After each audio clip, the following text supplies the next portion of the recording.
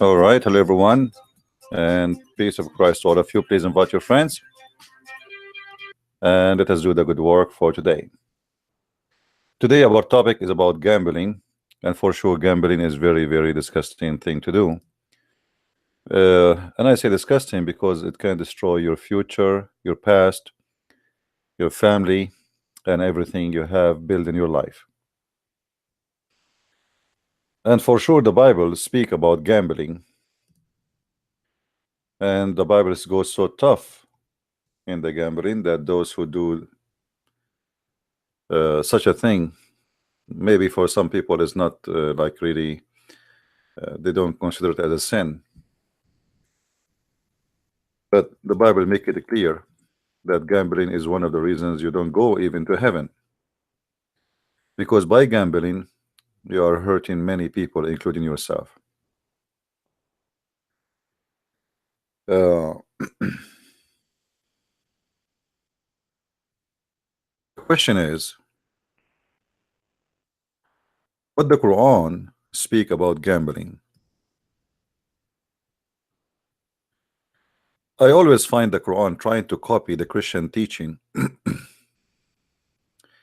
and try to implement what is written in the Bible, and claim, and Muhammad he claim that this is something coming from his own. But for sure, as usual, Muhammad he forbid gambling in one story, and he encouraged gambling in other story. If we go in the Quran, we will find that the Quran say clearly that gambling is from the work of Shaitan. Gambling is from the work of Satan.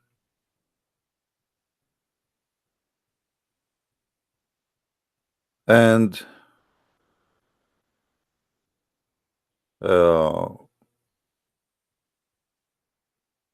by saying such a clear sentence, obviously the gambling is not allowed in Islam as it looked like, because there is no way that the God of Islam saying gambling is from Satan, and yet you try to say to us that gambling in Islam is allowed.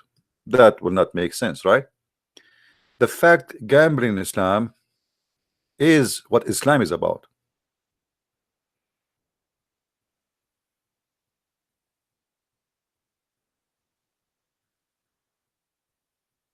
While the Bible make it clear that gambling is forbidden, and many other things are forbidden too, the Quran make it clear that gambling is the way to go to heaven. I will open my Skype soon, so if there is any Muslim would like to call us and get me busted. As you know, Muslims, they claim that they can get me busted. Until now, I did not hear such a thing.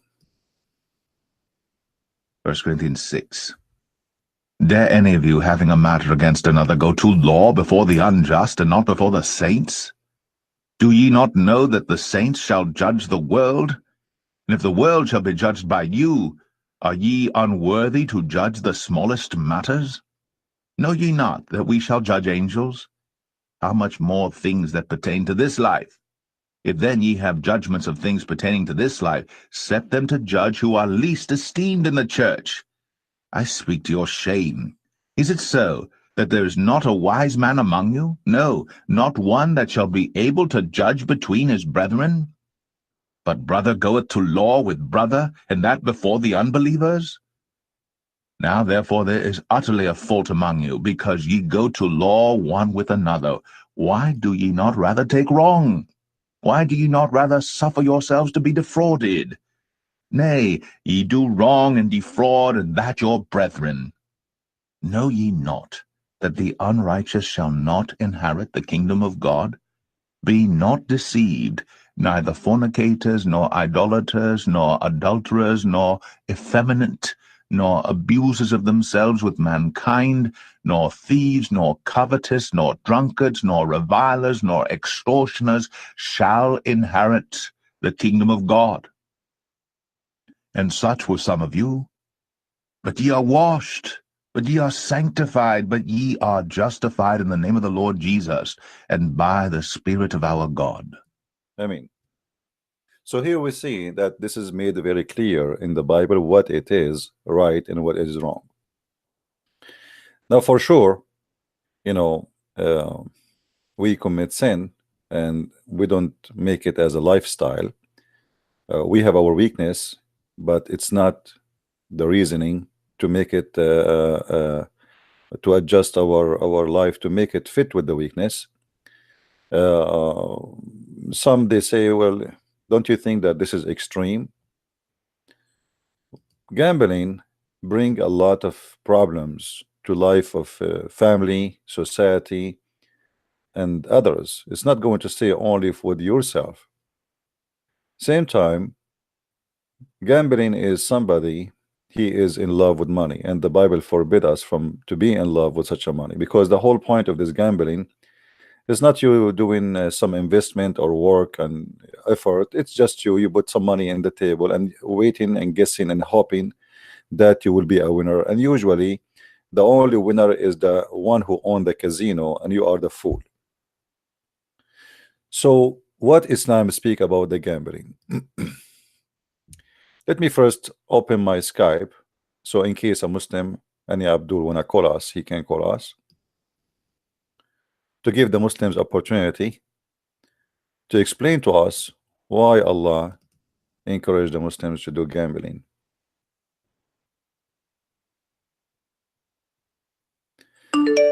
Now, in order to make Muslims get us busted, we have to give them something. I just said Allah encouraged gambling. So a Muslim now will call me and he will quote for me a verse from the Quran saying, oh, let me show you. The Quran says you don't do gambling. Who is a Muslim when I do that? My Skype is open and I will be happy to receive a call from you if you are a Muslim Abdul who can tell me or challenge me to prove to him that Allah encouraged Muslims to do gambling. Do we have any Muslim?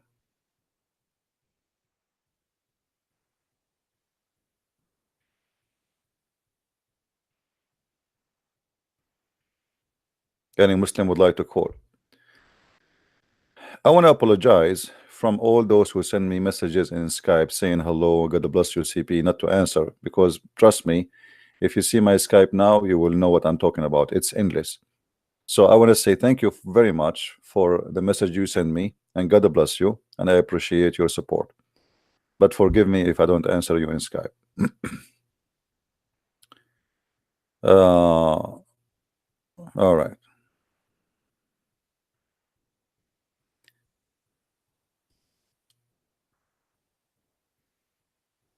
Let us see.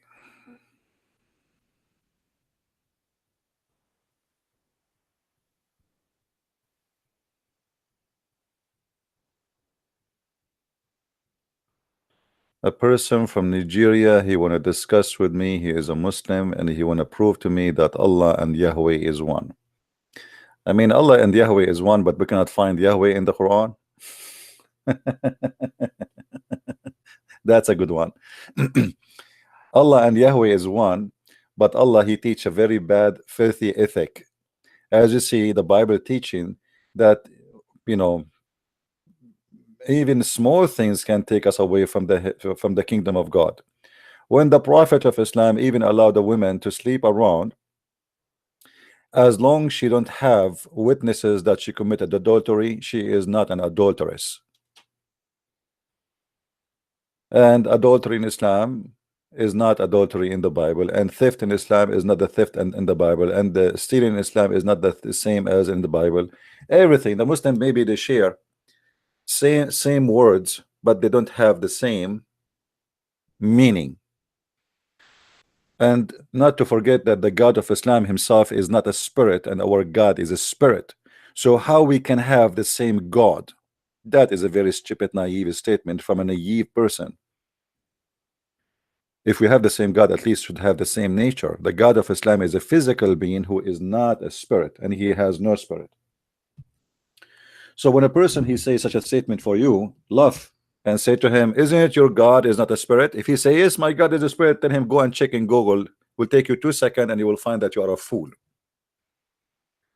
The heaven is not the same heaven. In the heaven of Christians, we don't have sex and porn. In the heaven of Islam, we have nothing but porn and sex and long penises. So to have the same God, we have to have the same heaven, the same God, same nature of God. The God of the Christian is the Father, the Son, the Holy Spirit. The God of the Muslims, he is not. Even in the Old Testament, God and his spirit above, when he created the world in the first chapter of Genesis. So the first verses in the book of Genesis confirm that God is and he has a spirit, while the whole Quran confirmed that Allah is just a physical being. He have a leg, he have a hand, he have 2 hands in the right shoulder, and he don't have a spirit. So we have totally 2 different God, not only 2 different names. So the silly who says that we have one God is a very silly person. He is a comedian, but in the wrong stage. Now we go back to our topic. Who is the Muslim wanna call me and explain to me how gambling work in Islam?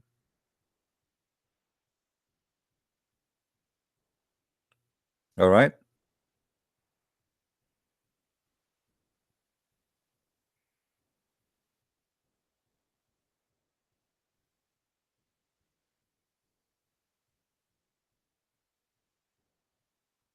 Anyone?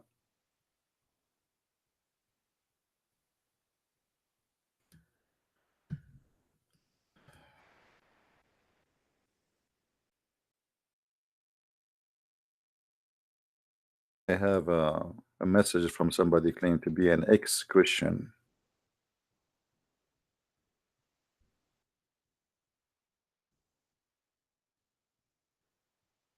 Let us see.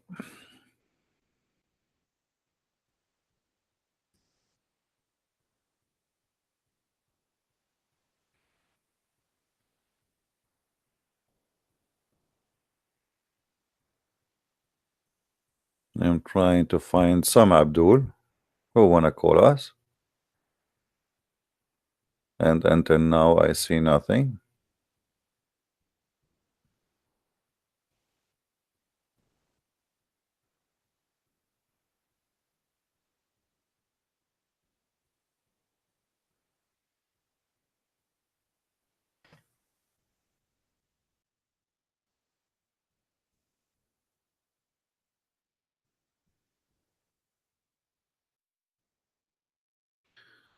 Too many texts in Skype.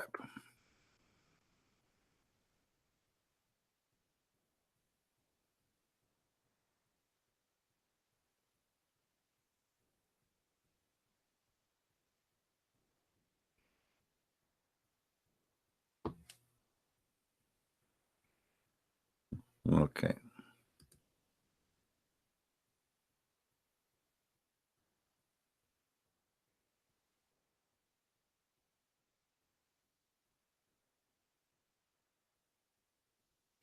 I don't know how I can read all those things here.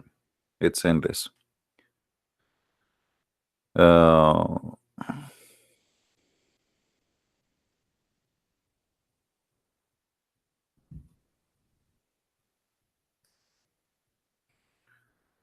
take me 1,000 years to read all the text. So I have to stop for now, hoping that we will have some Muslims are willing to call us and they can explain to us the Quran. Now, how the Quran teach us to do gambling? If we go to the book, the yellow pages of Allah, we will find the following.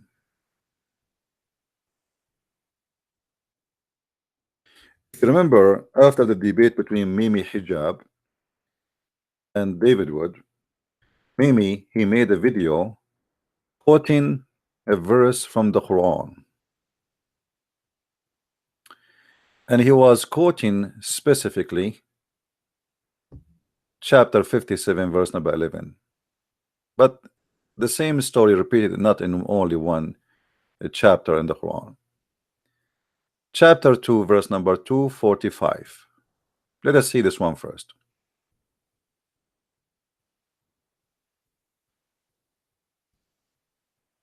You will see in this verse, the God of Islam is asking the Muslims to make a bet on him, gamble on him. Who is that will lend into Allah a goodly loan, so that he may give it increase manifold? What is gambling? Gambling is you give some money, and you wanted this money to double or be many double, and without any work, without any effort you do. You give the money, you put the money in the table, and then the money will come back to you supposedly maybe 20 times more, maybe 10 times, maybe twice. Isn't it? This is gambling. The Quran speak about gambling and say it is from the act of shaitan, but the same book confirm that Allah is shaitan, because when you say that your God is asking you to give him money and he will multiply the money for you. By the way, Muhammad, he speak about money in heaven. He said that in the heaven of Allah, the poorest person, he will be 10 times richer than any king in the earth. 10 times. So this is real money. This is not metaphorical. In chapter 2, verse number 219, it says, they question thee about strong drink and games of chance. Say in both is a great sin. Okay. So games of chance, gambling, is a great sin. But isn't it, this is nothing but a gambling? Why the God of Islam, he need me to give him money, and he is telling me he will double my money many times? How Allah can double it?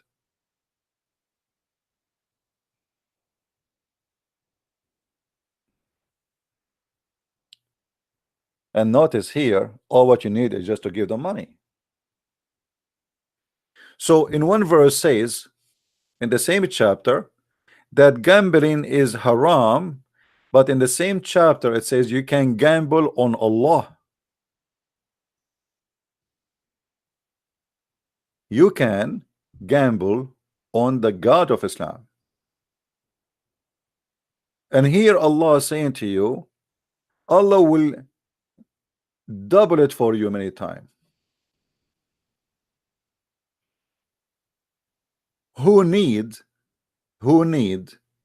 money? God? How in the world Allah, the God who created supposedly the universe, asking, begging for money, says who wanna lend Allah alone? Who wanna give Allah alone?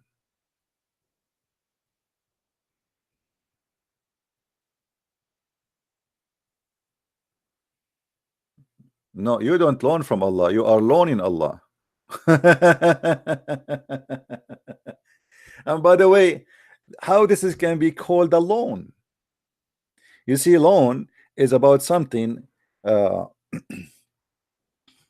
us say, it have to be paid back.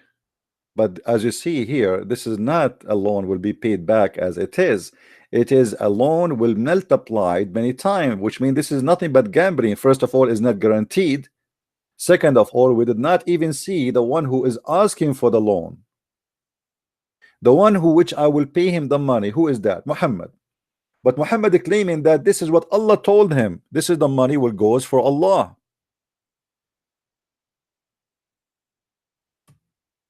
A Muslim saying to me, this is a charity. What is charity? There is many verses in the Quran speaking about the charity. There's tons of verses in the Quran speaking about charity, and the charity in Islam is a joke. You attack the Christians, you take their money. Muhammad, he took from the fifth of every attack. Is that a charity? You force the Christians to pay jizya. Is that a charity? Even Muhammad, he said, you cannot even meet with me unless you pay me. Is that a charity?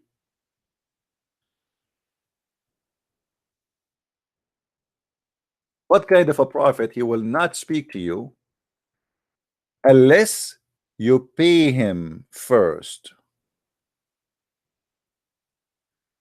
Is that really a charity?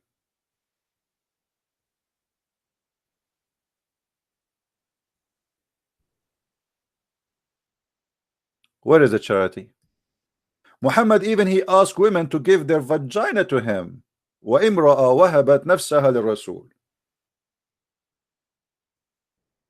Is that a charity?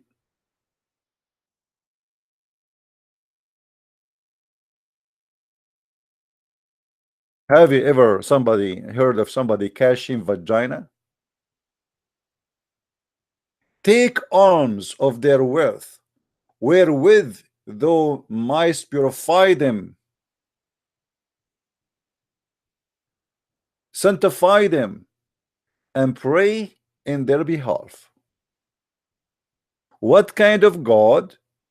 He say, if you pay him, I will make Muhammad pray in your behalf, and that will make him sanctify you.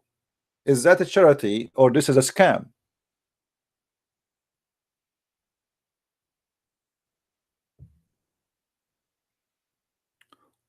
Where is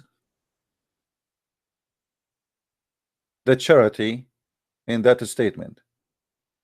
Of their goods take alms, that so thou mightest purify and sanctify them, and pray in their behalf. So your God, your prophet, is like a Pepsi Cola machine. You put some coins, he starts saying, please Allah forgive Christian Prince, he just gave me $10.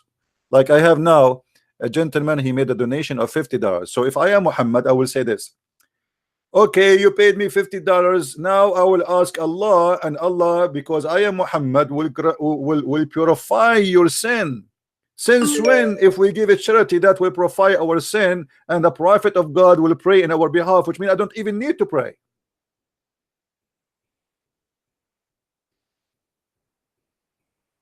Since when, if you pay me, I will pray in your behalf? So the gentleman who gave me $50 now, he do not need to pray no more. I'm going to pray in your behalf. Don't go sleep. Go sleep, my friend. You just gave them money. I will pray in your behalf now. Isn't it obviously that this is a scam?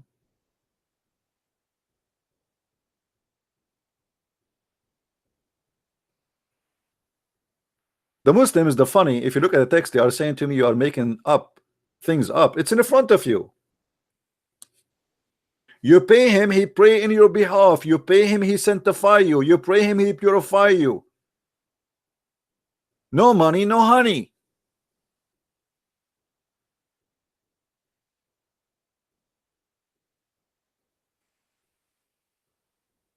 Guys, take it easy in the Muslims. It's okay. I mean, they are Muslims. Please, admin, don't ban them, even if they insult me. Please.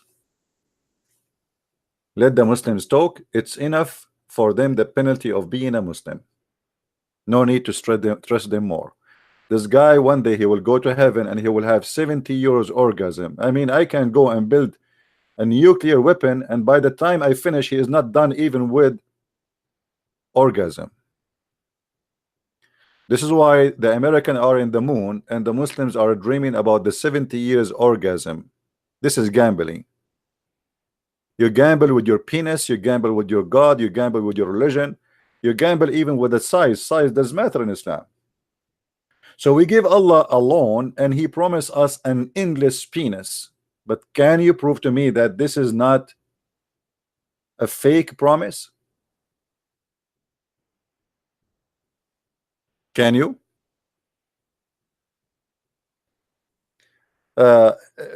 For people who send me text about this kid Nader Ahmed is mentally ill. He is a kid, he is a stupid. So if you are a stupid, send me text about him. I blocked him, yes, because he's filthy, he is rude, and he is a kid. This guy, he made fun of David Wood for he have children's in disability. A person like this is not even allowed to be in my channel. If you make fun of a child for he have a health issue, you are a certified filthy creature. So don't ever send me a text about such a creature. Otherwise, I will block you. And I will not be surprised if the one sending me the text, it is him, Nader Ahmed himself, because this guy, he have an echo problem. He want his name to be mentioned. So don't be a donkey and don't send me anything about him. And don't text me. That's it. I blocked you, even if you are a Christian. Don't you know who's this guy? This guy is have mental issue. And you have to have mental issue to even to listen to him. Anyway, we welcome all the Muslims to call us. This guy don't even know how to say his prophet name correctly. And this is the same guy who agreed that his prophet have sex with the goat. Go and watch the debate.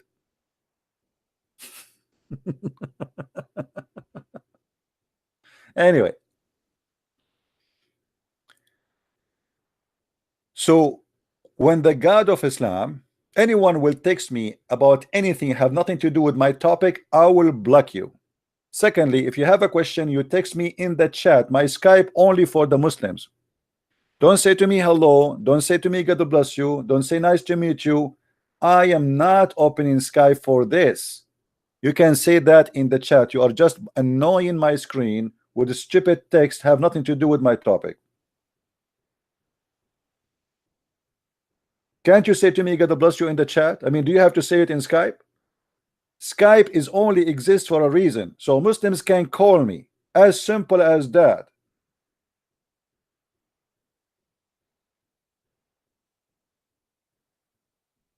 Who is that will lend into Allah a goodly loan?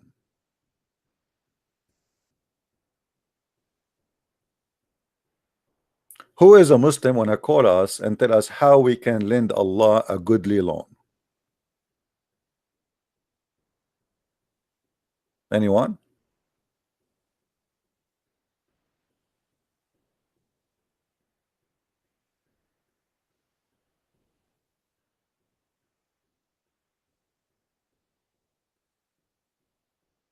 Anyone?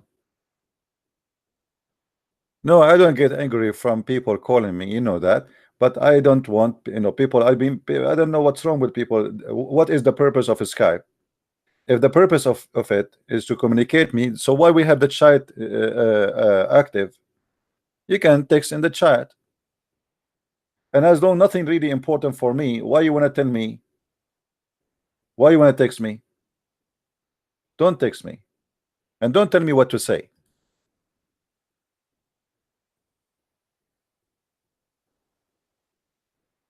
Call me, don't run away. Okay. We have a Muslim, he wanna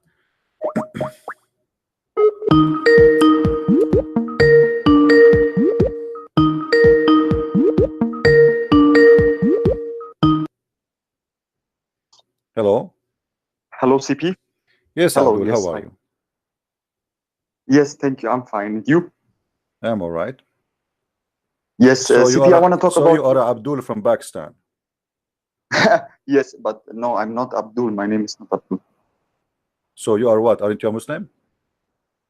Yeah, yeah. Okay. So what do you think about gambling here? Yes, this is about GGG. All right. Let me block your IP. Silly, stupid people. Imagine this kid one day he will have a wife. Just imagine. Anyway.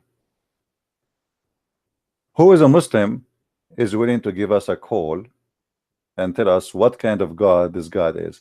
Muhammad, he promised 10 of his companions to go to heaven. And the number one companion to go to heaven, which he made him caliphate after him, is the one who gave him a lot of money. You see, when they have elections in many countries, including America, if you are a businessman and you donate to Donald Trump, if Trump he won, he will give you an offer to be an ambassador for him, let us say in England or France or Japan. What do you like to be? That is in return for your donation. He cannot pay you back money, but he can give you a job which is, you know, very important. You will be called ambassador of America, with all the pleasure will come with it, where you can be a person, a diplomat. You don't go through the airport with check. You have bodyguards, you have security, you have, you know, you live like simply you are the king who present America as a king in different country. Allah here, he cannot do what a Trump can do. Trump, he can give you a job for sure. What we have here is a promise of a God. There's no guarantee that he is even exist or he is even talking. So the money which we are giving right now is going to go to the pocket of who?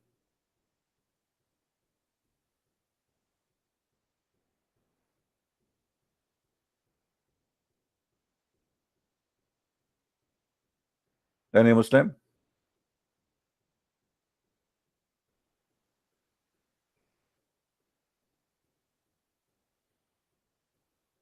Any Muslim have an answer? This money is going to go to who? Do Allah cash money?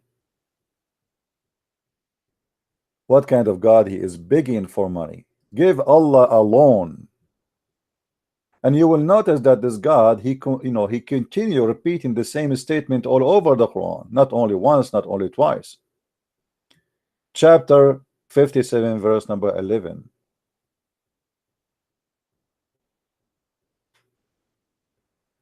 Who is that will lend into Allah a goodly loan, that he may double it for him, and his may be a rich reward? We are talking about God. You see, charity is something, and such a begging for money, claiming that this is going for God, is different story. The Muslim, they claim that Muhammad, he was a very, very poor man, which is, I find that very funny. Muhammad, he have 13 wives, he have tons of slaves, women and men, and yet he don't have money. Poor guy. Can you afford to have 13 houses and 13 women, and they have their, each one of them, she have many maids? Can you? What is the budget I need to have in order to have 13 houses and 13 women, and in every house I have maids and slaves, male and female, and I have to feed them all and take care of them?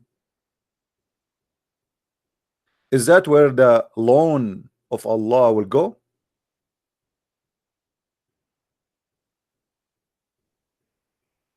Will Tunisian call me and tell me where Muhammad he got his money to cover the cost of his family? Aisha, she received hundreds of thousands of pieces of gold as gifts. Muhammad, he paid Abu Sufyan 100 camel each for his family in order to convert to Islam. Where Muhammad is getting the money from if he is poor? 100 camel for each?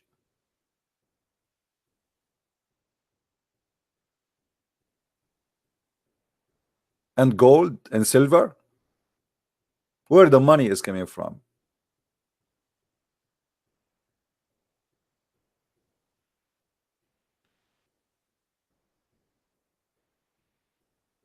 And how in the world you pay somebody to convert to Islam unless you are a scam yourself?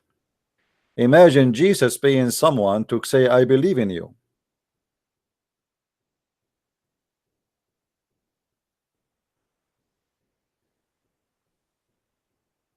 You keep saying not a true sir, but you cannot prove it wrong. Call me. Not a true sir. Not a true sir. Not a true sir. Not a true sir.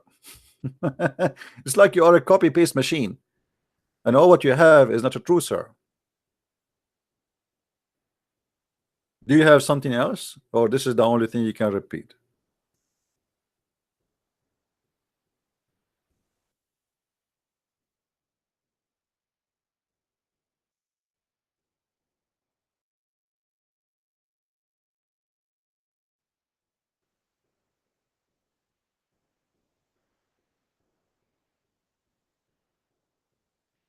Any Muslim?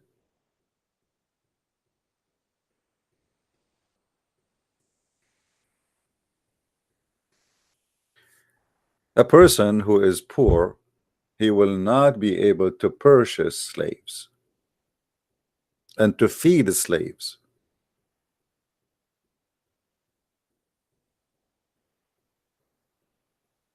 Any Muslim can explain to us what's going on.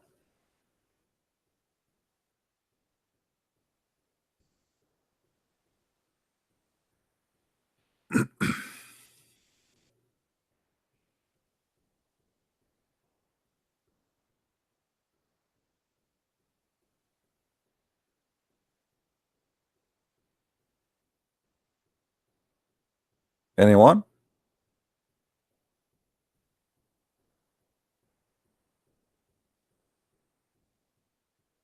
So gambling in Islam is everything. Islam is based on gambling.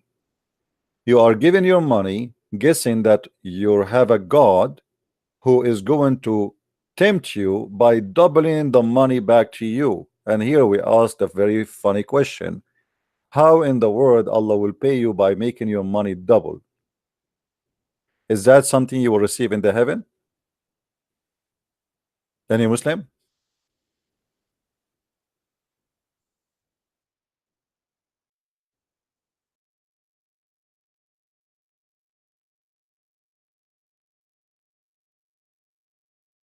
Any Muslim want to say something?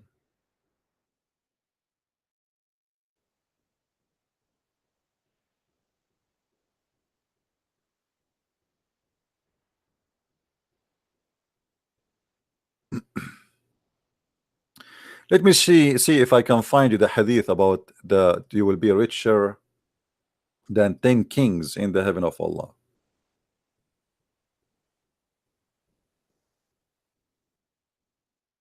Here we go.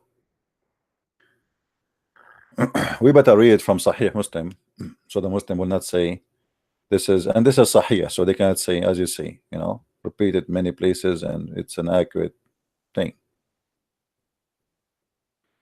So look what Muhammad he claim, and he teach his followers, trying to fool them with money, tempt them with money, making them gamble on him, gamble with their life, with their money, with their goods, with their children's.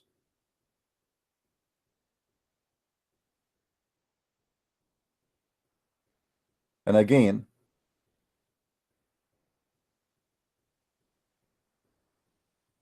Muslims cannot say this is not Sahih, as you see.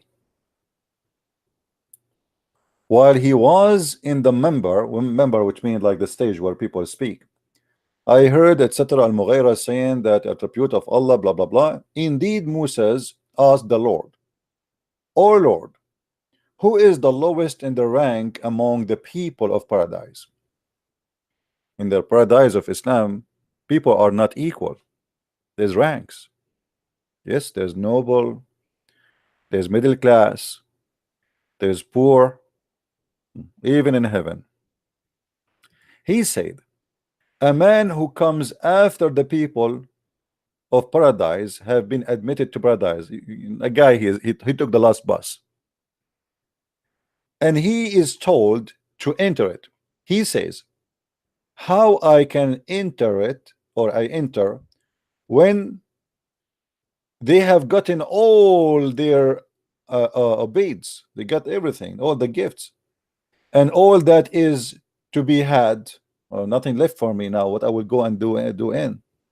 He said, so it said to him, would you accept if you were to have what a king in the world? Do you like to be rich like a king in this world? The guy, he says, sure, yeah, absolutely. He say, yes, Lord, I accept. So it said to him, then this is, and it is like, and it is like again, and it is like again. So he says, I accept, Lord, I accept, Lord. And he said to him, then this is for you as 10 like this, therefore.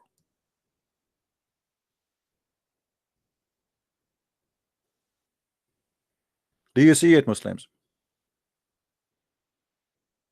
Isn't it? This is a gambling. What kind of God he is promising me to be 10 times more rich than any king in the earth? What I would do with money in heaven? And what the point of being 10 times rich than a king? I will buy a Lamborghini there.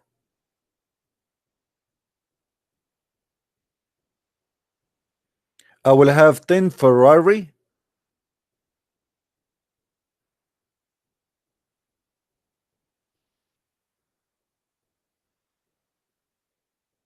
What kind of God? He is seducing us and tempting us by the money so we can believe in him. I will be 10 times more rich than any king in the earth. And here you notice how Muhammad, the fallacy of Muhammad, how he tried to fool people by saying to them, even Allah, he is discussing with you. Imagine this, you are in the door of the heaven and Allah sitting in the front of the table, and he said to him, Allah said to him, enter. The guy, he said, enter to do what? People, they enter before me and they took everything, because Muslims are people who they don't leave anything in the ground. They will swallow it all. So the guy is saying, I'm late. So Allah, he said to him, would you accept if you were to have what a king in this world?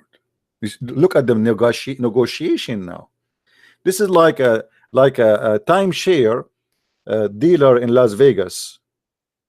They try to scam people.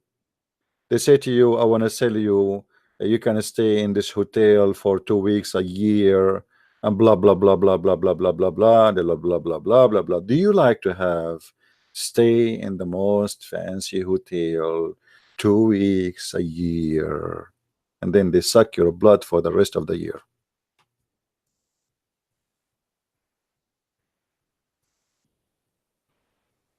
Isn't it? This is a gambling. So now we give Allah a loan, and then the loan, if we give him money, Allah will return it to us, and he will make us 10 times more rich than any king of the kings of this earth.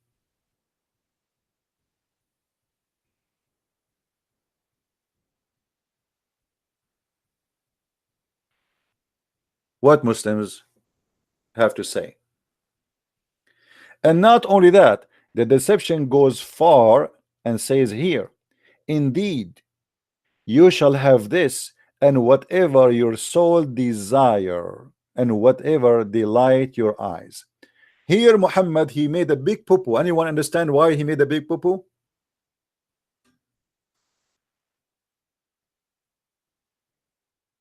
Anyone knows?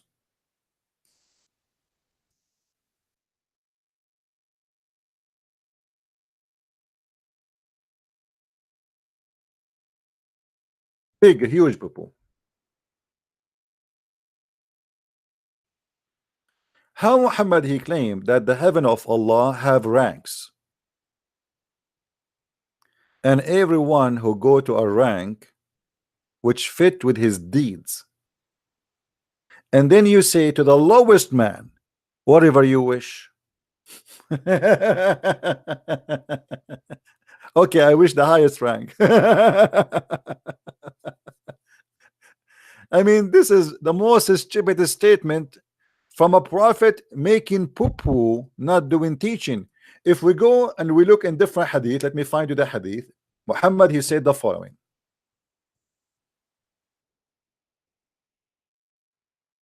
Let's see.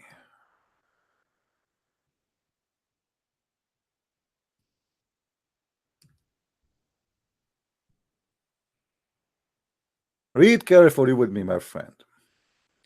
In paradise, there are 100 levels. What is between every 2 levels is the like what is between the heaven and the earth. Al-Firdaus is the highest floor. So Firdaus, the word Firdaus, is a name for the highest floor in the level, which means floor number 100. Are made to flow forth So when you ask Allah, asking for Firdaus. So if you want to ask for Firdaus, my friend. Don't ask for the first floor or basement. I mean, but look, this is a total contradiction with this statement. If Allah, He promised me whatever I wish, that means everybody will be in the Firdaus and nobody will be in the first and the second and third and 10 and 20 and 30 and 50 and 80 and 90 floor.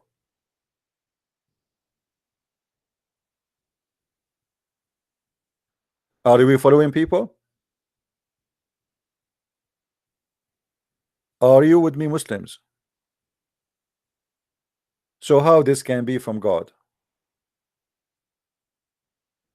You are gambling with your belief, with what you call deeds, investment, giving Allah alone to receive this. But obviously, this can't be true.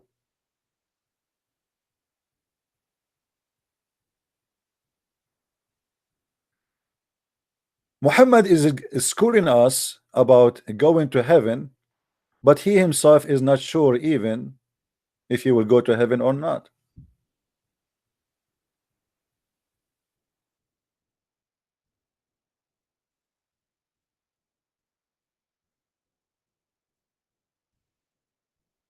Read carefully with me.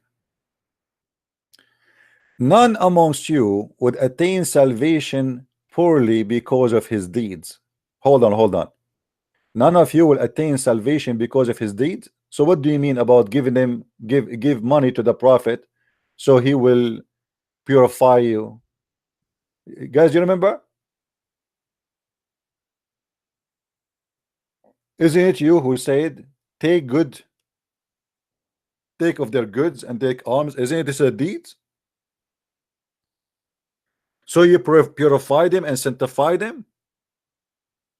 Is it you who says the one who gave Allah alone, he will go and Allah will double it for him, and he will take him to heaven and he will make him 10 times more rich than a king?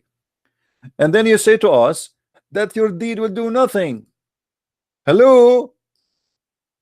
Your deed have nothing to do with going to heaven. Read carefully. None amongst you would attain salvation purely because of his deed. A person said, Allah messenger, even you thereupon he said, yes, and not even I, except that Allah warps me in mercy. Even Muhammad is not sure he will go to heaven.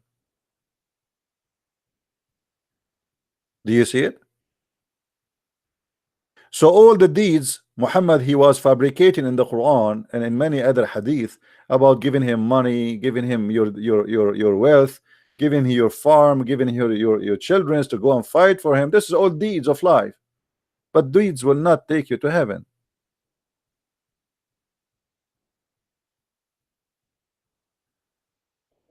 So what is going to take you to heaven? That's mean all the promises we saw in the Quran is nothing but fiction.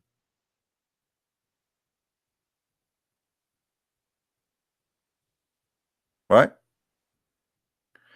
Also funny, if a person die, a Muslim or atheist or a Jewish, Mr. Prince, according to you, let me show you this text here, hold on. As long as the Muslims are not calling me, we have to show you their comment.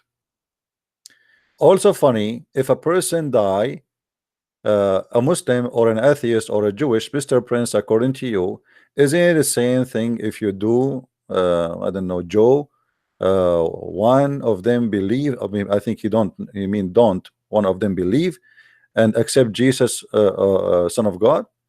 My friend, believing in Jesus have nothing to do with giving money. We are talking about religion, focusing in giving money so you might go to heaven. Jesus is not asking you for your money, and he never said if you give me money I will take you to heaven. We have a God who says you have to pay him, you have to lend him, you have to spend your money on him, and by doing that he sanctify you and he purify you. If you give him a mortgage, Allah will forgive your sin. Believing in Jesus have nothing to do with money. You see, the simple thing to speak about gambling is about to have money involved. Money. There's nowhere in Christianity it says if you give money, you are saved. Nowhere. The God of Islam, he have tons of verses speaking about giving him money so you can forgive your sin. Read carefully with me. If you lend into Allah a goodly loan, he will double it for you and will forgive you. Chapter 64, verse number 17. Isn't it clear that by giving Allah money, your sin is forgiven? Or I'm making things up? Now you show me where Jesus says, give me money, I forgive your sin. When we speak about gambling, we are talking about money. I give you money, in return I forgive you. I give you money, in return I send you to heaven.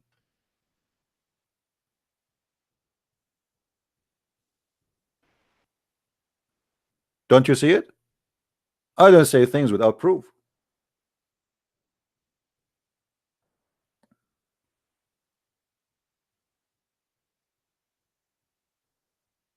Oh, what you are saying here, give Muhammad some money and Muhammad, he will forgive your sin.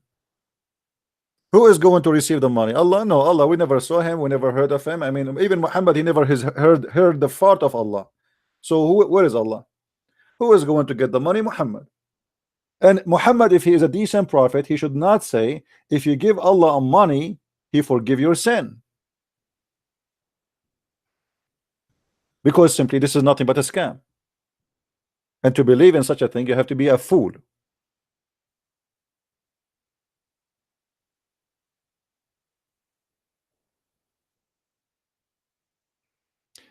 Be careful in the text. Anyone attack the Catholic, I will ban you from my channel. I don't like stupidity in my channel. Catholic are Christians. And there's many people, they practice a scam from all the churches. They are the same as Muhammad. So don't go there. There's many like Muhammad. Jesus said, many they will come to you in a clothes of sheep, but they are wolves. So they collect donation from people. They ask them to call, you know, you open some, they call them Christian TV, the same as Muhammad. They are Muhammadan actually. They are Muhammadan, but they claim that they are Christians. Call right now. Call right now and receive the blessing of God. Call now and make a donation. I mean, this is a scam, obviously. That is Islam, as you see in front of you. So those scammers can be exist in many churches. This is not about Catholic or Protestant, or there's many men who worship money and they try to fool the naive you to pay him. If you make a donation for me and I say to you, oh, if you donate to me, God will forgive your sin, that's mean obviously I'm making a scam, and you are the fool. And this is exist everywhere in the world. Muhammad is not the only person who practices scam. There's many, they claim to be priests, bishops. They are a scammer like Muhammad.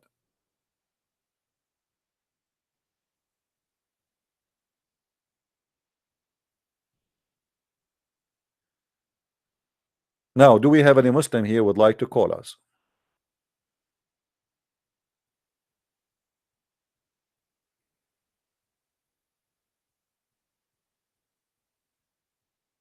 Don't ask me, guys, about what do you think about Shabbat. What do you think about? Who care? Ask him. Go ask him what do you think. You say what you think. Focus with me in my topic, please. You know, we are sometimes like Muslims. A Muslim, they ask, they call the sheikh, brother, what do you think about Nouman Khan? Brother, Nouman Khan, brother, he is a very decent Muslim, and even he take off his shirt in the front of the camera because he like to see the abs in his belly bump. I mean, what is my business with this? Come on. We are teaching here about the cult of Islam, not about this guy and that guy. Focus with me.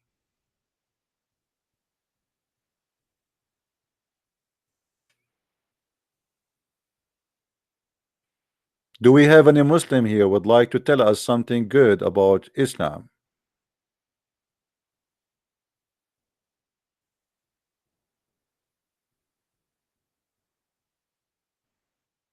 Yeah, I am willing to ban anyone is taking our topic out of the topic. You don't like it, you can leave.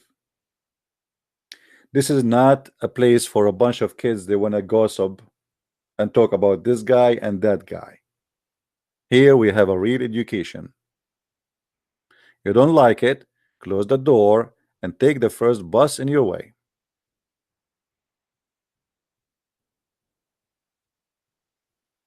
Any Muslim, why so angry? Because I am jealous from my God, my friend, and you are not. And obviously you don't care. You think this is a place here for a chit chat. Take hike. I just ban you for asking me why you are angry. To prove to you that I am not angry, I just ban you because you are taking me out of my topic. Bye-bye. Take a hike. Do we have any Muslim here would like to call us?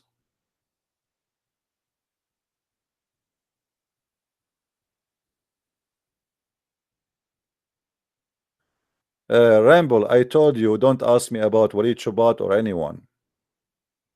I don't know what are you talking about, and not of my interest. My topic is Islam. You ask me about things have nothing to do with my topic, I will ban you. That's mean you are a child and you are not mature.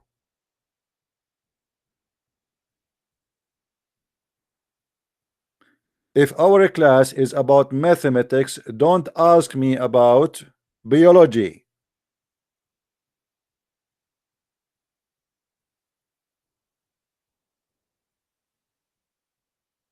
And I am not here to speak about this guy or that guy. I am here to speak about a cult. It's called Islam.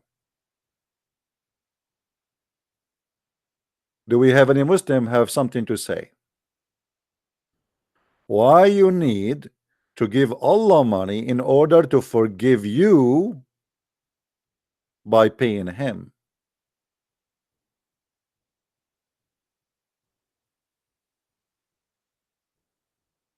Well, obviously Muhammad is a businessman because Allah is not the one who will get the money. It's Muhammad to go to his pocket. And now Muhammad, he is telling them clearly that if you pay me, I forgive your sin. This is a gambling 100% because now you are paying money, putting it in the table, hoping that this will double it for you many times and he will forgive your sin. So we showed you verses where it says Allah will double the money many times, and we show you the verses now where it says that he will forgive your sin too. And this is nothing but gambling.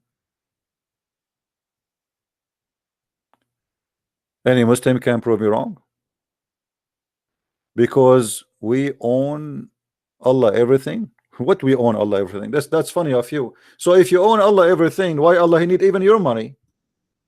He have it. Good one, good one. The one who created the heaven and the earth, cannot he send like 1,000 kilogram of gold to Muhammad?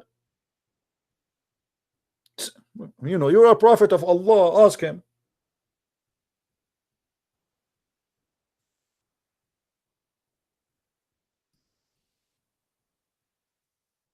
Thank you.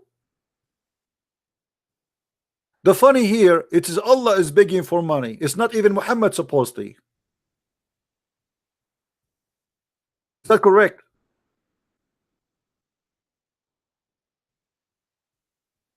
You see, you Muslims, you are praying to Allah 5 times a day, and look what happened 2 days ago.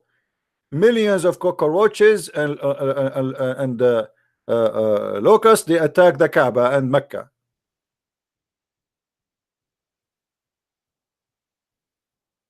And the funny, the Muslims always they have their own logic. They say, oh, because Saudi Arabia today are not following Islam, but this has happened every year since centuries, since Muhammad time. And if Allah is going to punish you for doing bad by attacking his house, that means your God Allah is stupid. If the crown prince he is doing something wrong, and this is why Allah is angry, then he should send the cockroaches to the house of the prince, not to the house of Allah. But you are talking to who? You are talking to a illiterate nation. Imagine I am the one who made Allah angry, but yet Allah he sent the cockroaches to Mecca. How weird is that? Hey, Allah, Christian Prince is here. He don't live in Mecca. Send the cockroaches here. I never saw a cockroach in my house.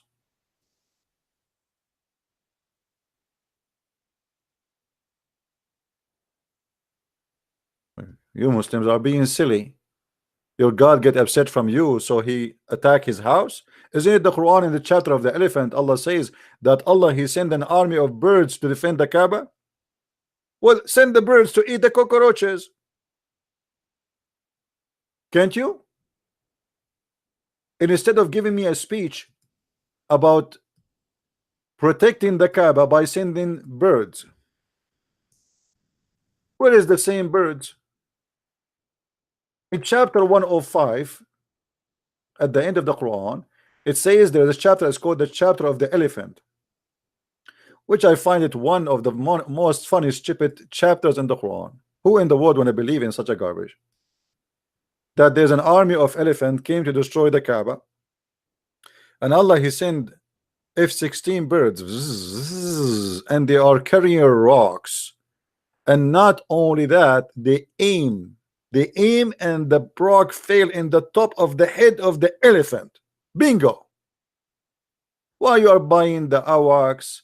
Why you are buying etc.? Here we go. You have the flying birds of Allah.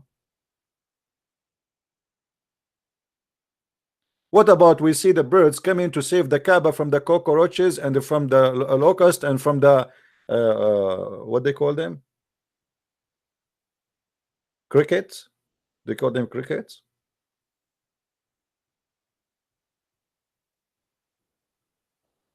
Maybe Allah he need a loan so he can buy DDT or a spray to spray the cockroaches. Now we got it. I was wondering why Allah he need the money. Now we know it. Allah he want to buy some spray to fight the cockroaches around the Kaaba.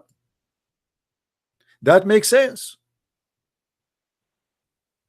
The locust, am I saying correctly? No problem. If I don't say it correctly, you know I am an Arab.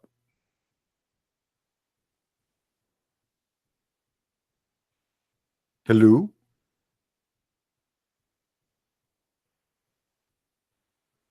Do you think Allah here is just trying to buy some equipment to fight the infection of the Kaaba?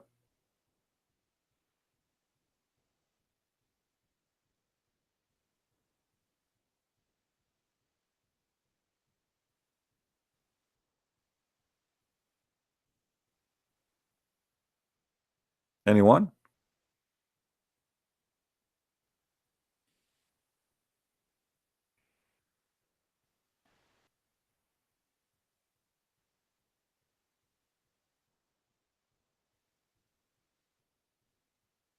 Hello? As you see, Islam is based on all of it is based in gambling. When Muhammad he said in the hadith that there is no guarantee for you to go to heaven, and it's gambling, even him he is not sure. Actually, Muhammad he said in different hadith something is more funny and more crazy. Look what Muhammad he said.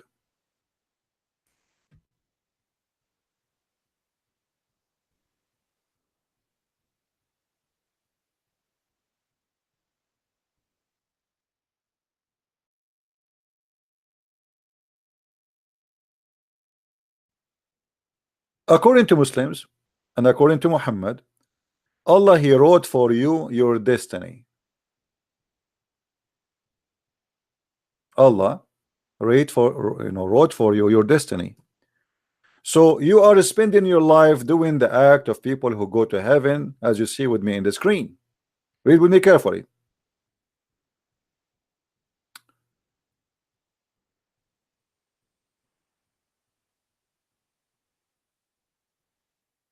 A man he will do the act of people of heaven until he is in a distance of 1 cubit or nearer to heaven. Then what Allah wrote for him is going to change his destiny. Read and love. And by Allah, Muhammad is swearing now by Allah. When Muhammad he swear, that's mean big poo-poo is coming. By Allah, a person among you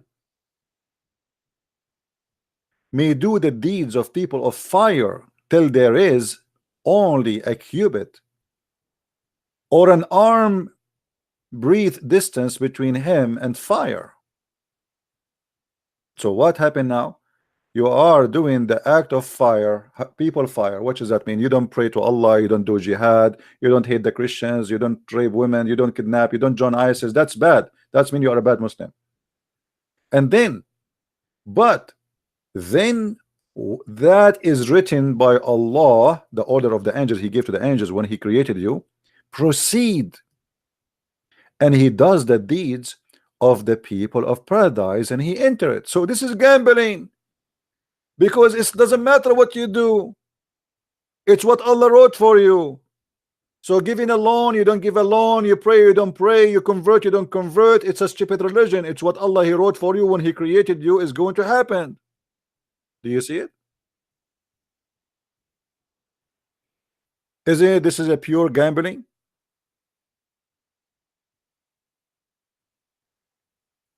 So why you want to give your money to Allah if that will not help anyway? What is written by Allah is going to change. And look what Muhammad, he proved my point by continue saying the following. Read carefully with me. Muhammad, he said, not me, because now the Muslim they say, oh, you are making things up. Muhammad, he said, and this is Sahih al-Bukhari, as you see, Abdul, not my statement, and this is Sahih. All right. Muhammad continues saying, and a man may do the deeds of people of paradise till there only a cubit or two between him and paradise,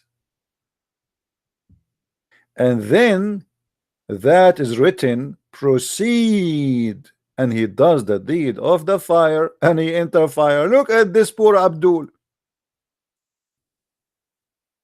A brother Zakir Naik, he is going to convert people to Islam around the earth all his life.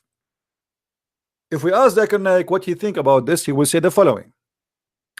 Brother Hitler, according to the hadith, if you go to the hadith of Sahih al-Bukhari, hadith number 6594, it said that a person, he might do the deed of hellfire, or a person, he might do the deed of heaven all his life until there is a distance between him and hellfire or heaven, a distance of a cubit. Do you know what the cubit mean? Like, yeah, like the side of my mouth, sorry, my nose. So he is almost in the door of the heaven or almost in the door of the hellfire, and then what is written by Allah is going to take over. Hey, brother, are you saying to me that all your life was garbage for nothing? You are doing da'wah, trying to convert people to Islam. At the end of the day, it's what Allah he wrote for you is going to happen, right? Absolutely, brother. Absolutely. It doesn't matter what I did. It's what Allah he wrote for me already. So we pray for Allah that Allah he wrote for us to go to heaven. Thank you. That is heaven. It's a gambling. You convert, you don't convert, you do good deed, you do bad deed, who care? Do you see it, Muslims? Do you see it, Muslims?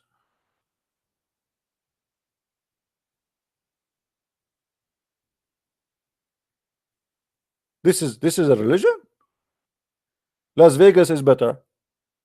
Las Vegas, at least if you play card, you have a chance of 4 to 52, right? How many card the card? 52.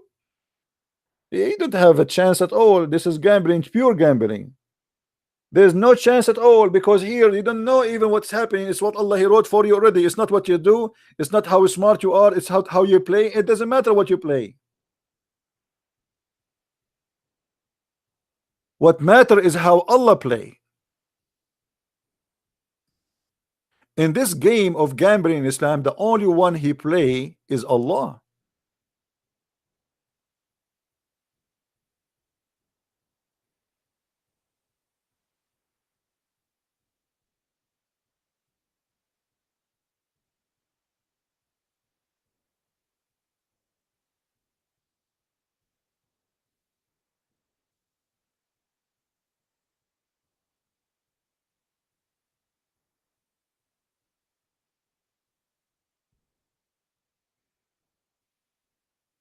Any Abdul?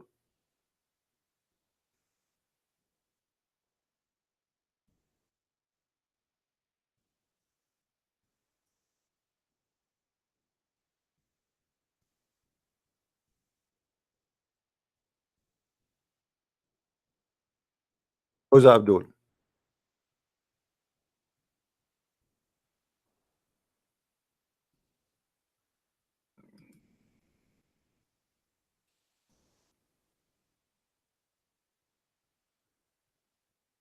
As you see, not a single Muslim dare to prove me wrong that this is nothing but a pure gambling. There's no salvation in Islam. There's no guarantee, and there's no point of doing even bad deed or good deeds, because it doesn't matter. You do bad deed, you do good deed is not really what that will make you go to heaven. It's what Allah He wrote for you. How stupid this cult is.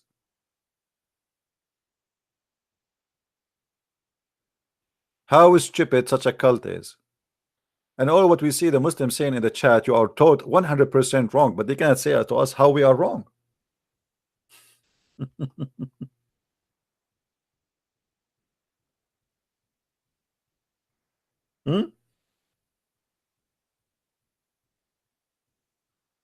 How we are wrong. I'm showing you what your prophet said. Are you saying your prophet wrong? It's not me who's saying that. It's your prophet. Your prophet saying it's a game, only Allah play in this game. It's not you. Allah He made a gambling. He put your name in His roulette, and if your name come in the, because Allah He hid the black color, as you know, if your name come in the black, you go to hell. If your name come in the white, you go to heaven.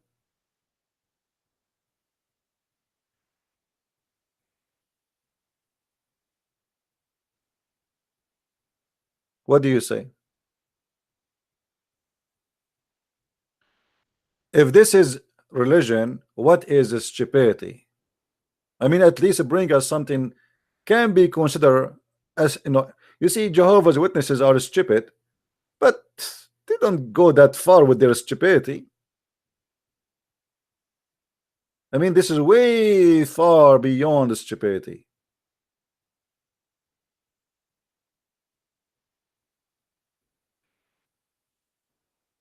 Any Abdul?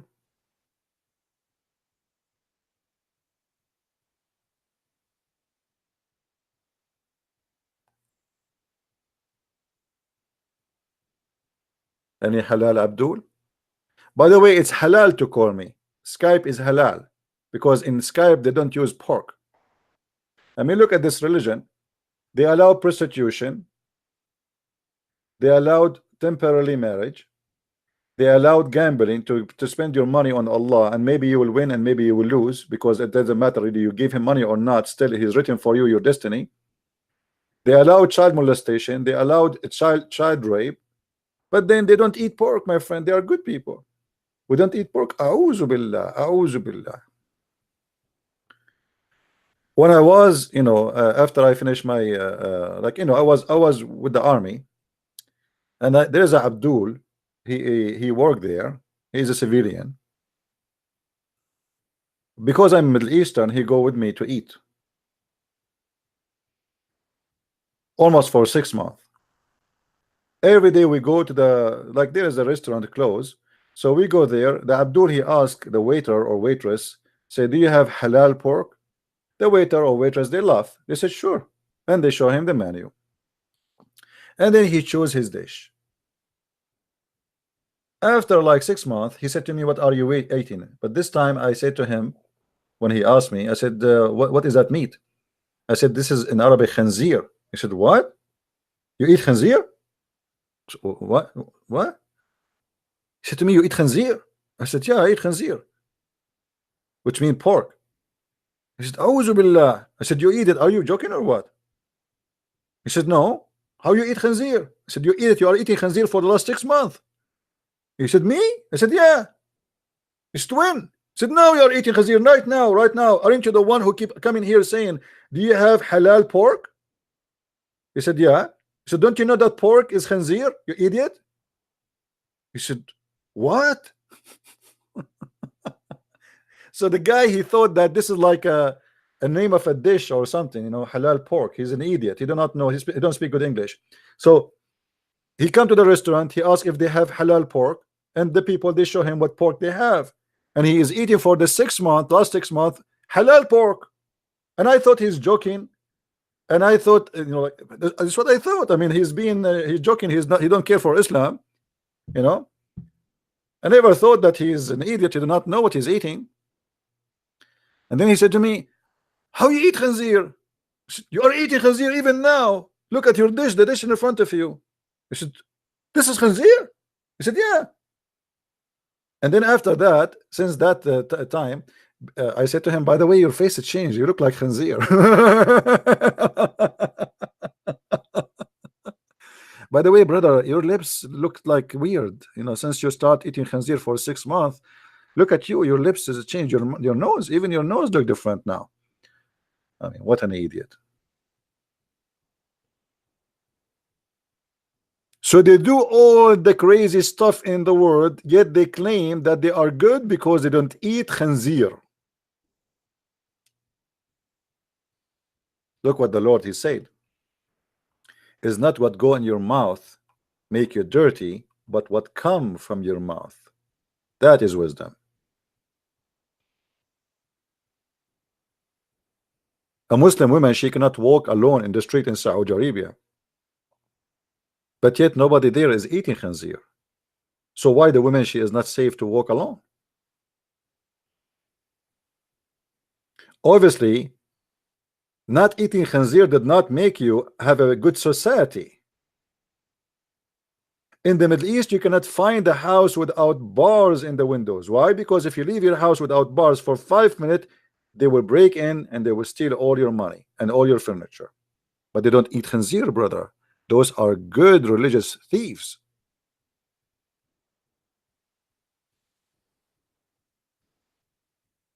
So the Muslims, they school us about ethic and what is right and what's wrong. But if you go and live in their countries, nothing right there. Even the grocery store is a scam.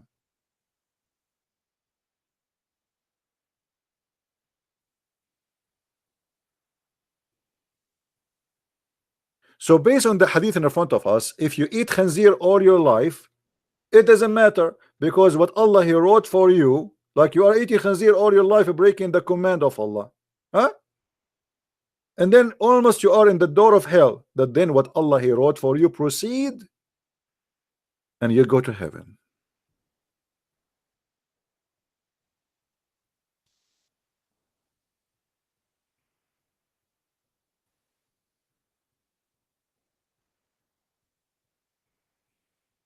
Anyone?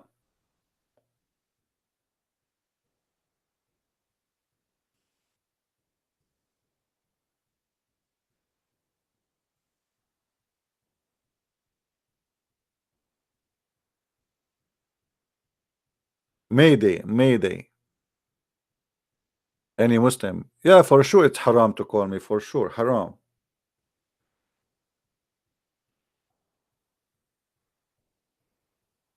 They knew they cannot.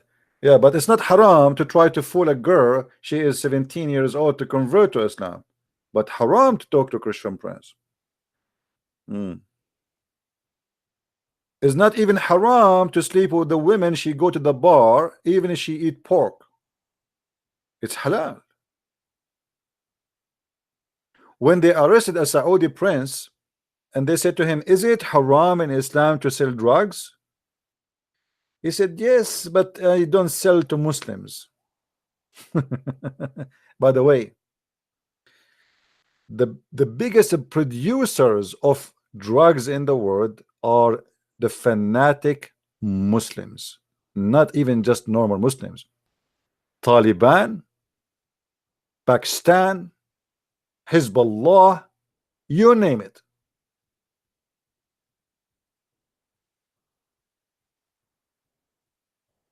Actually, more than 90% of the fund of Hezbollah is coming from drugs.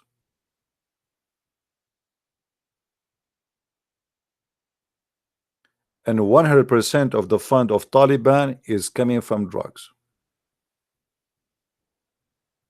But they don't eat pork.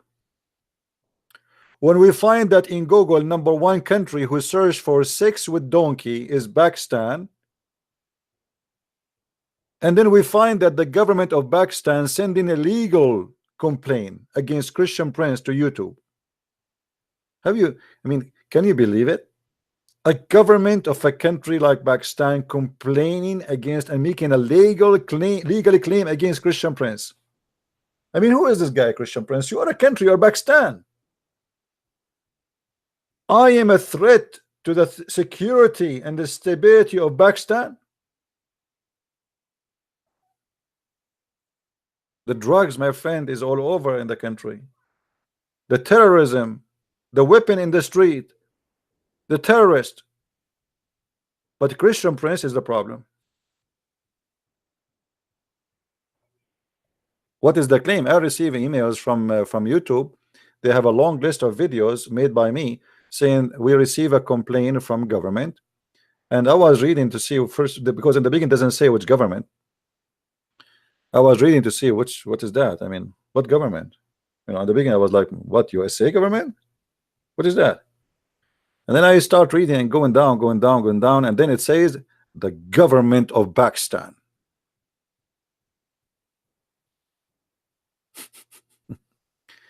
I'm thinking, guys, to go vacation to Pakistan. Who wanna go fund me to go to Pakistan and pay for my funeral there? You can imagine how many beloved Pakistani Muslims will be waiting for me in the airport. Unbelievable. I can guess maybe 10 million, 20 million. Yeah, but somebody have to pay for the funeral. The Muslim, they will not pay for it. It's haram. I mean, after they cut me pieces, somebody have to, come on.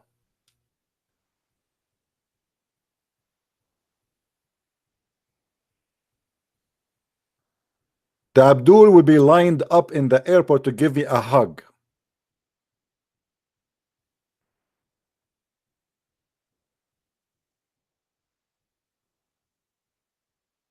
This is how weak this cult is. They need the protection of government. This religion, their God cannot do it.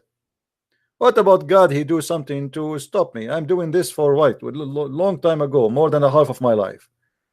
What about Allah? Do something, kill Christian Prince. Not now. I mean, you are late now. If you kill me now, Allah, don't do it now. Just wait until I finish the. Please, Allah, please finish. What about Allah? He gave me a heart attack right now as we speak. What do you say, Muslims? Because that will be a miracle of Allah if something happened to me right now as we speak. Can your God Allah, the God of the shish kebab, shut me up? Hello? Guys, I have my heart. Yeah. Actually, no, I just saw a beautiful woman walking from front of the window, and my heart started beating for her, the same as Muhammad. My heart flipped for you. And she's married, by the way, like the Prophet when he said to Zainab, she is married. Hey Zainab, my heart, praise be to Allah, the one who flipped my heart for you. I mean, your God Allah, he can make a flip, the heart of Muhammad a flip for a married woman, but he cannot make my heart a flip to stop me from exposing him. Zainab, Zainab, where are you? Everybody waiting for you.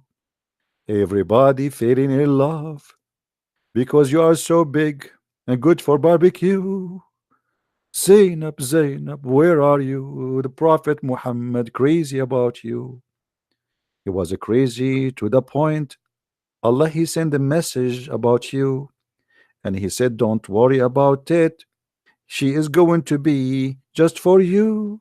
Zainab, Zainab, where are you? That's amazing. God for you.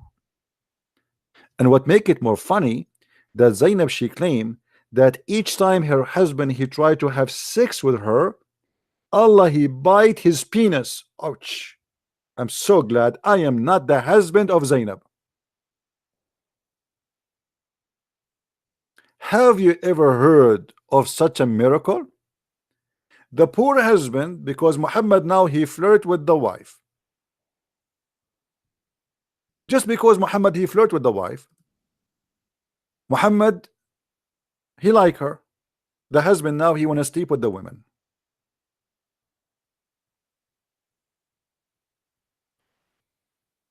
As a husband, his wife, it's his lawful, it's halal, it's halal. No, it's not halal no more, because the second the prophet he wished to have her, your penis cannot touch her.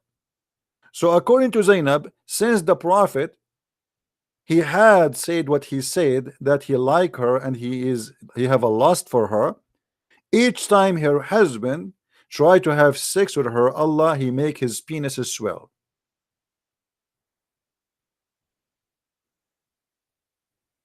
And you are saying to me Muhammad has no miracles?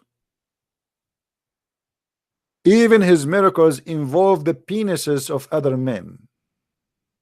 Muhammad, you like your wife, your penis go swell, go balloon. Oh, don't touch it, don't touch it, it's hurt. I told you, I told the brother, I told you, if the prophet he like your wife, your penis will go balloon.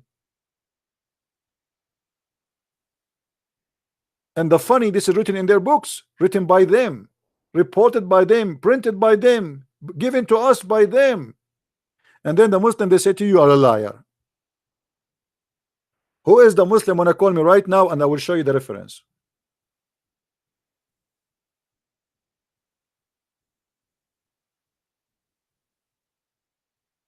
Any Muslim?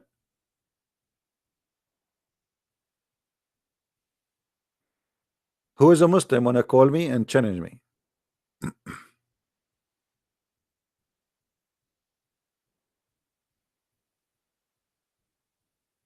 Wait on there.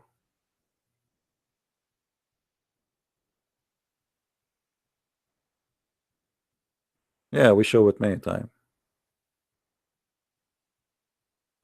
As you see, this is very stupid cult, and in order to believe in it, you have to be a stupid fool.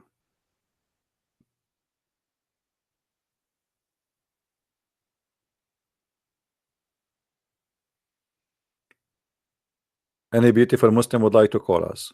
Any handsome Muslimah? Now, by now, you learn why I say beautiful Muslim and handsome Muslimah, correct? Who remember why?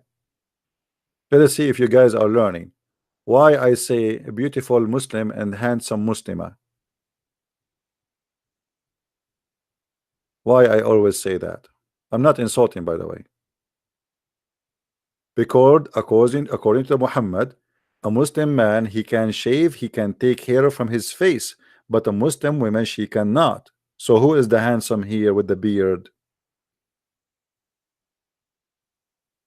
Have you ever heard of religion like this? Women, if she take hair from her face, Allah will curse her. But if a man he do the same, Allah will not curse him. What kind of religion is this religion? Are you saying that you Muslims you like women to be having a mustache and beard? And by the way, the only way to find out if a Muslim woman she is religious or not is the hair in her face. If she have the skin like she work in high eyebrows, in her mustache, in her beard, that means she is a false Muslim. She is not practicing what Muhammad he said. Especially if she is coming from an ethnic which is hairy like us. We are Arab, we are hairy. You know, once I went to the swimming pool, they kicked me out. They thought I'm wearing my clothes. They said, sir, you cannot swim with this your clothes. I said, I am not wearing anything. This is my hair.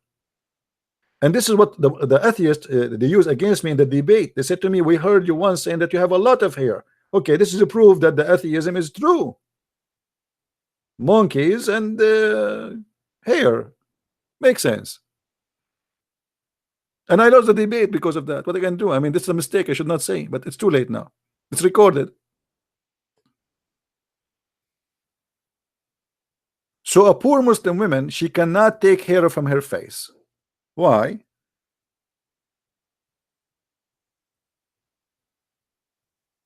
Allah will be upset. Why? Because, brother, if you take hair, you are changing the way Allah he made you. So why the prophet he used to do sugar and he take hair from his body? Why Muhammad wives they have, and guys look at this hadith, Why in the word the wife of the prophet? She is reporting to us that the prophet, he used to use sugar wax to clean the hair around his penis. Please CNN. Yes.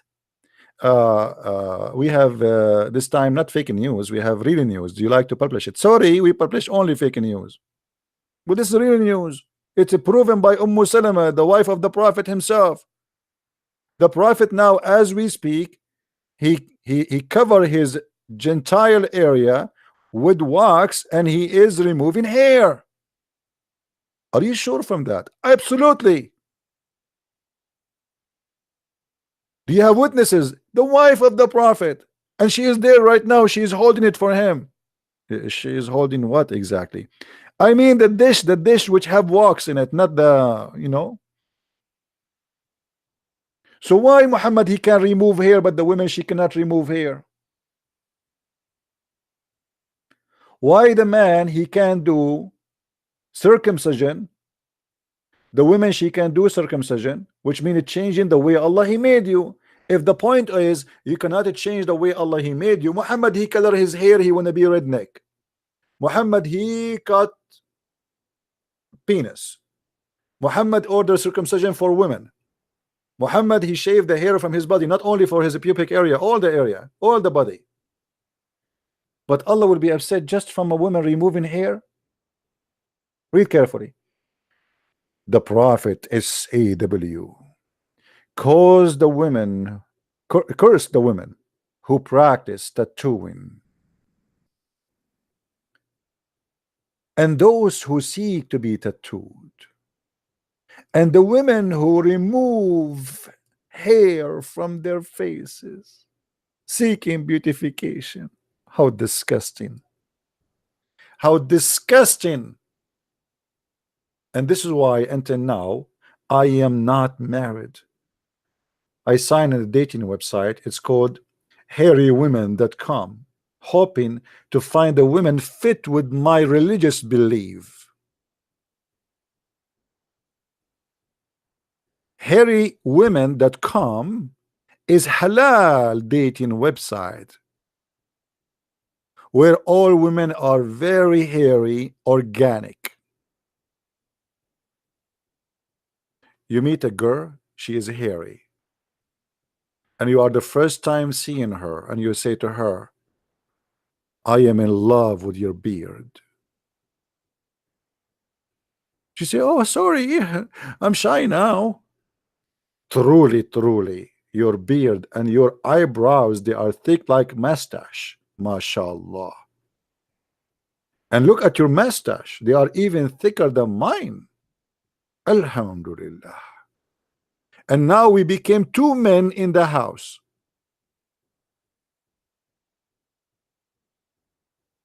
This is a religion?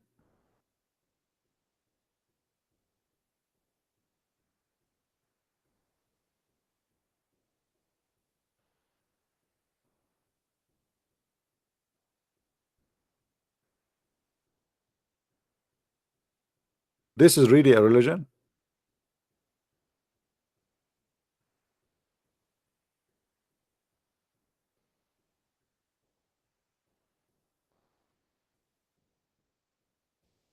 What do you think, guys, about the website hairywomen.com? I'm sure some of the Muslims now, they are looking for it. Trust me, not even one Muslim, he want to marry a woman, she is hairy. Hypocrites. I never saw a woman in the Middle East, I don't remember a woman, she have not taken hair from her face. You know, Middle Eastern, we are Middle Eastern people, we are hairy. So not only men are hairy, men and women. So if a woman by the age of 20, 25, she did not take hair from her body, she will look literally like a man.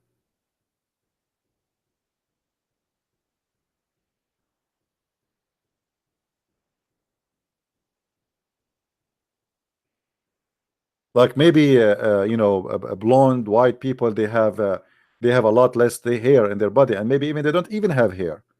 But this is not the case for us. And by the way, it kept me warm. Like now it's -8 outside, and even if my heater is off, This is called the evolution. By the way, the atheists, they say that you have too much hair because this is the evolution. Well, the Middle East is hot. We do not need hair. But people who live in Europe, they don't have hair. Hello.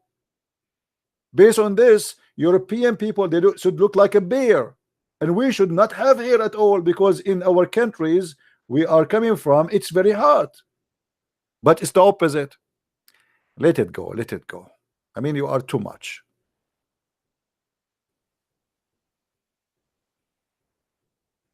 Hmm?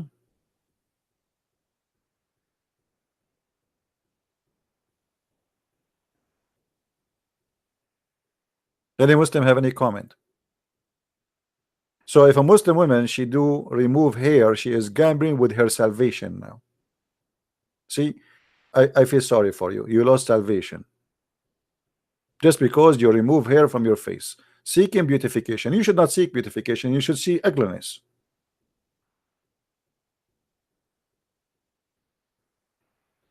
About share? What? I don't know what I understand, client. I don't know what you mean. Do we have any Muslim here?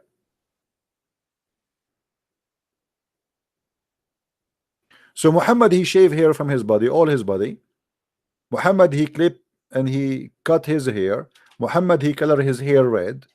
Muhammad, he put eyeliner 3 times a day. I asked many times Muslims why the Prophet he put eyeliner. He said he want to be pretty.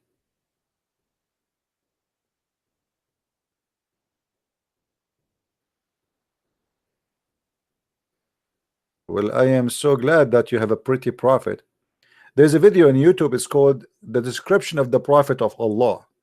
You will die laughing when the Muslim describe how pretty he is. A guy, he came and he saw the messenger of Allah coming, and the moon was in the middle of the sky, and the moon was so bright and shiny. And look at the face of the Prophet, and you look at the moon, and you look at the face of the Prophet, and you look at the moon, and you look at the face of the Prophet, and you look at the moon, and you look at the face of the Prophet, and you look at the moon. Come tomorrow, because we have to continue. And you look at the face of the Prophet, and you look at the moon, and you should see, guys, the voice effect and the music in the background, like people, they are dying from the affection. I mean, this is a very holy moment. The face of the Prophet is brighter and whiter than the moon. I wish I can play the video for you here so you would die laughing, but you know, if you play it, they will make a copyright claim. I look at the Prophet and I look at the moon. I look at the Prophet and I look at the moon. I look at the Prophet. Like, we got it, man. I mean, how many times you have to repeat it? Okay, you look at the Prophet and you look at the moon, and conclusion, please. No. We have to make action. I look at the Prophet. I look at the moon, and I look at the Prophet, and I look at the moon. I look at the Prophet. I look again at the moon, and then I look at the Prophet, and I look at the moon. Brother, are you sure you are looking, not touching? Oh boy. Yes. Alhamdulillah. Alhamdulillah. Alhamdulillah. I'm a Muslim. I'm a Muslim.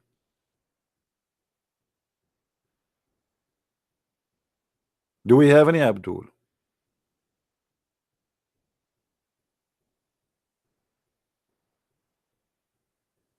Sihr. Somebody asking me to talk about Sihr. My friend, stay here now. We don't want to change the topic. We're talking about gambling.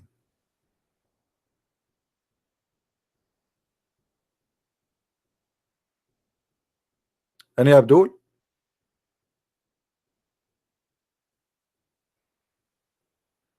Actually, I'm not going to stay long today. I have some water in my ear, actually both of them, and you know, I don't feel comfortable with my ears having the headset over my ears.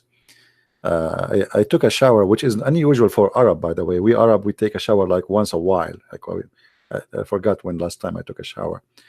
because I'm not used for a shower, so now I have some, like in the shower, some water get in my ears, and I have to go and pray for Allah to dry my ears. Otherwise, I will end to be deaf like Allah. Look, the Muslims are praying to destroy Israel for the last 70 years. Allah hear nothing. Destroy America. Allah he hear nothing. They pray before they attack Israel, they lose. Allah he do nothing. So either Allah he don't have a hearing or he don't have reception. You choose one.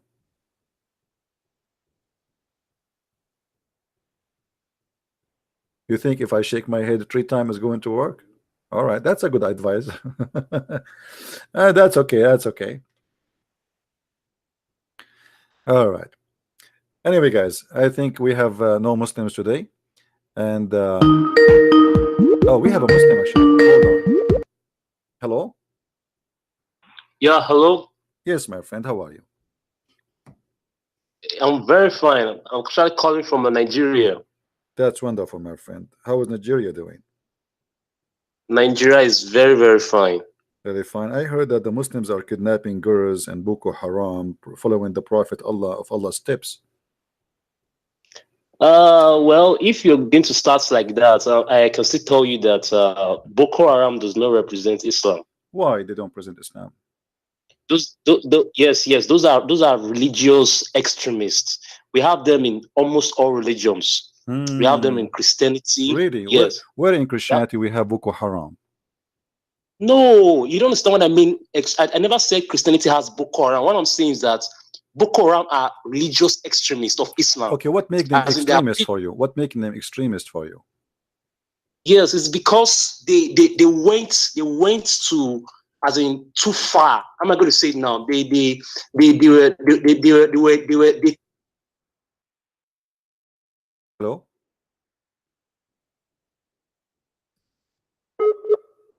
I lost him.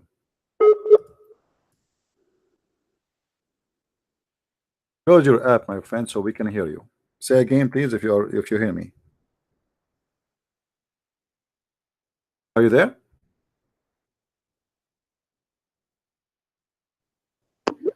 Hello? Yeah, I'm sorry. This network problem. It's all right, no problem. I understand, my friend. So a terrorist, he don't present Islam, correct? Yes. Okay. What wasn't your prophet a terrorist himself? No. Okay.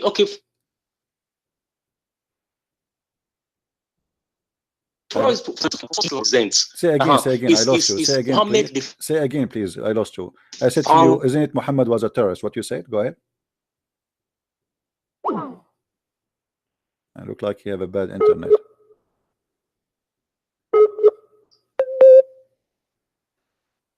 Are you there? Hello. Yes. Close all the apps. Yes, I am. If you have apps running, please close so you can have better internet. All right. Now, wasn't your prophet a terrorist himself? Now the question is, did Islam started from Prophet Muhammad? Okay, hold on. Why you are avoiding the answer? I mean, is your prophet himself was a terrorist? Yes or no? Or are you saying to me that your prophet is not a Muslim? Or he was a bad Muslim? Prophet Muhammad was not a terrorist. Prophet Muhammad was not a terrorist. Well, I have a hadith in front of me. The hadith in front of me, it says Muhammad saying, I've been victorious by terrorism. Okay, no. Let me get this straight. Let me get this straight.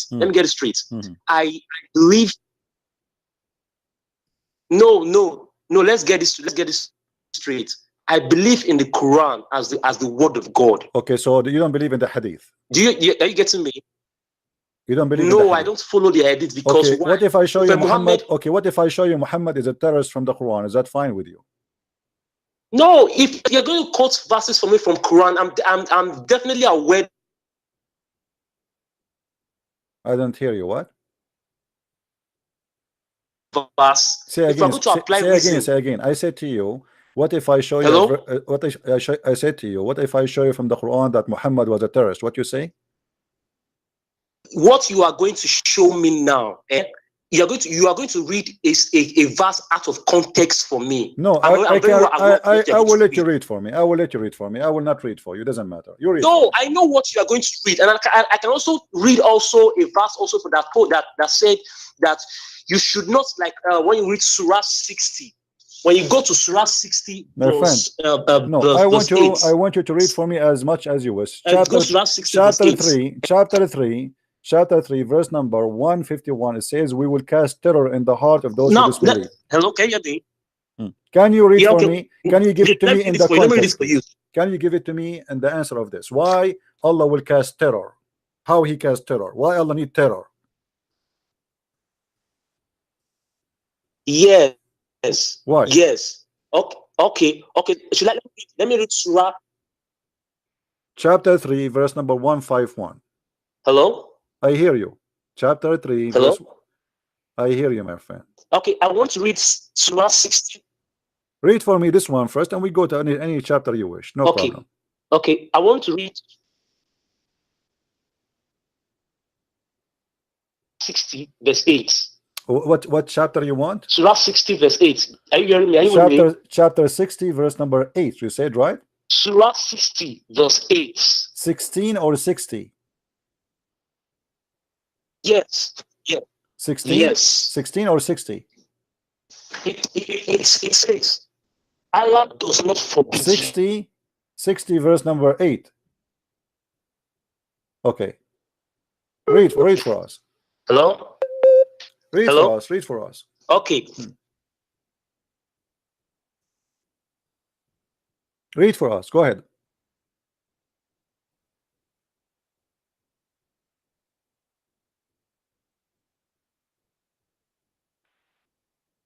Hello.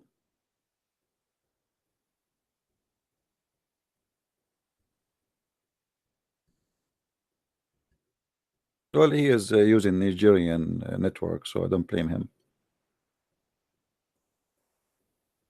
Are you there, my friend?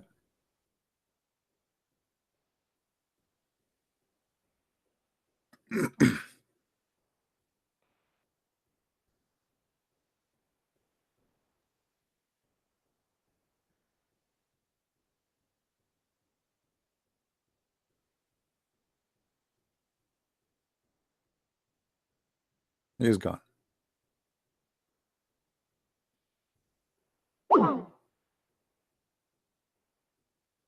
Let us try to call him back.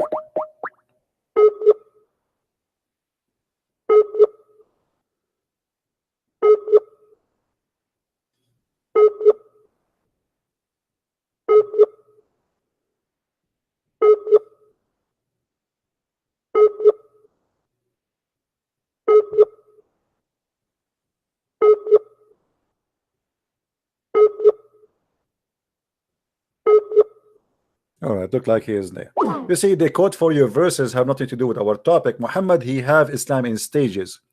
When Muhammad is weak, he cannot fulfill his attack and his killing.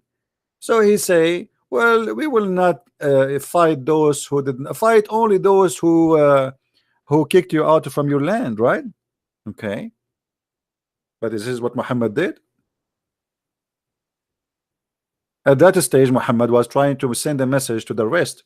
I am not an enemy for you. I want to fight my people who they kick me out of my land. But the fact nobody kicked him out from his land. Muhammad the coward himself, he ran away because simply people don't like him no more. He got busted. When Muhammad he got strong, then he attacked all the people.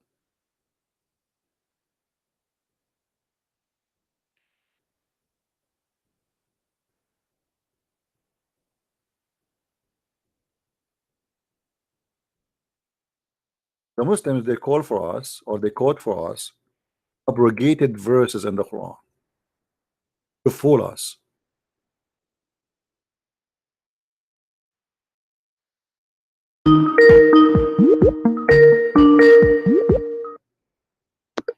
Yes, my friend, go ahead.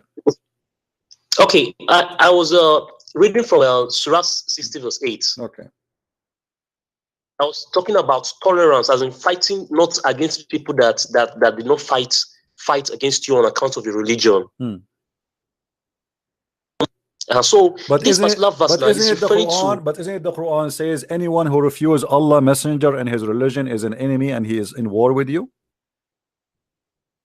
no, you're not getting it. See, in Islam, there is no compulsion religion. Surah chapter 2, verse 256 said it that there is no more compulsion religion. My friend, that verse, Even the Muslims, Surah that chapter verse, 10, the Muslims verse- they quote for me is a stupid verse, have nothing to do what you are saying. That verse, Muhammad was saying that if you try to force your children not to convert to Islam, you have no right to do so.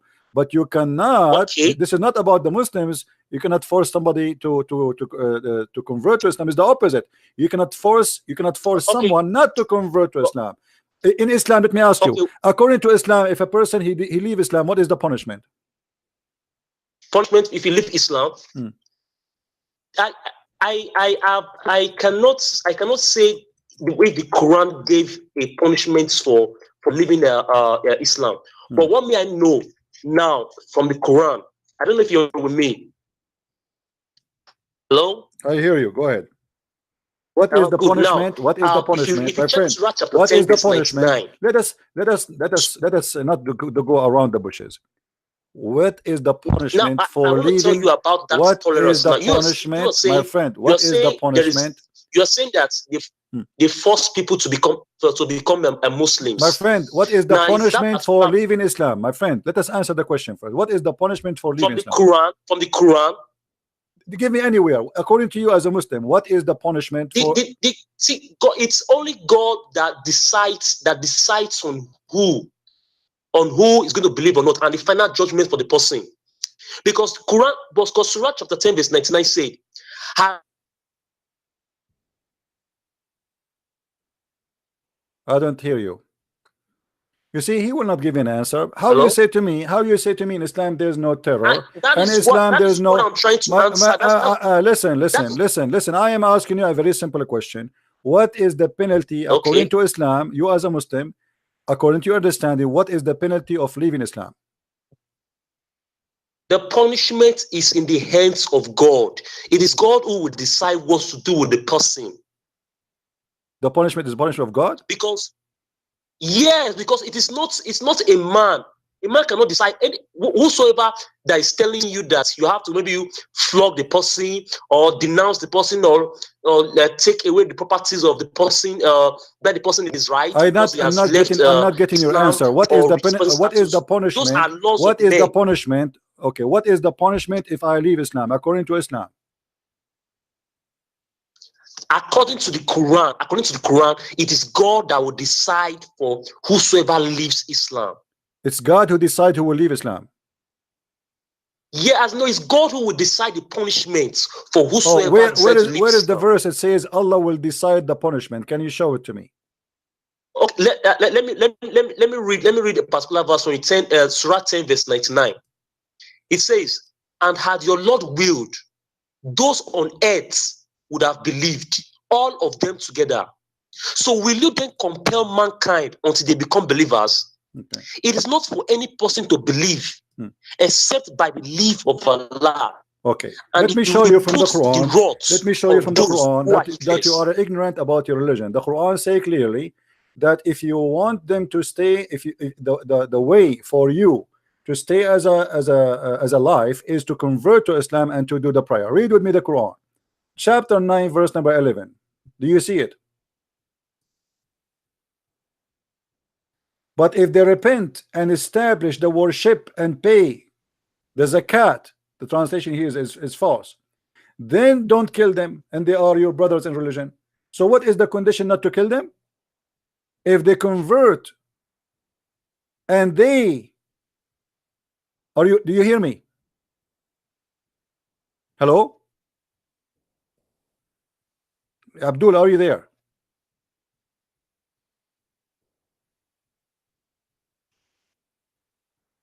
Hello? Oh boy.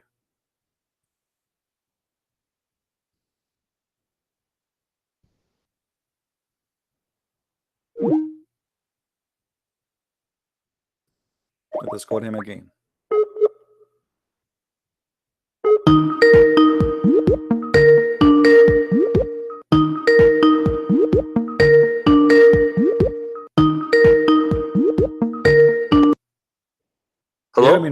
Okay, in chapter 9 verse number 11 it says that if you fight them and they do pay the zakat and they accomplish the prayer, then don't kill them, they are your brothers. Does it say that? Yeah. Okay. Yes. So what does that mean? That's mean if you are what is required for you to stay alive and the Muslims will not kill you, if you pay the zakat and if you establish the prayer and if you are doing what Islam teach you to do, then we will not kill you, correct? Yes. Okay. Yes. The verse after it, hold on. The verse after is saying, but if they violate their oath, what is the oath they are talking about? This is taking shahada. If they violate their oath after their covenant, what is the covenant before? Hold on. The hold on. It's explained. No, don't lie. It's in the front of you. It says, if they repent, establish regular. Who is the one is going to establish the prayer? Please. Abdul, who is the one? No, explain to me. Who is the one required to establish Islamic prayer? You give me the answer, please. Not the oath. You're saying the oath. If they go against the oath. My friend, I'm asking you. You are the one who says to me, don't take things us out of context, right? Okay, the context in front of us. The verse number 11, verse number 12. Now, if they establish the prayer, if they repent, and they establish the prayer, and they do the zakat. There we go. We lost the connection again. Are you there? Hello? Okay, my friend. So yes, I am. If they pray, we don't kill them. If they pray and pay zakat. Okay, do you hear me? You hear me? Hello? I hear you. Do you hear me?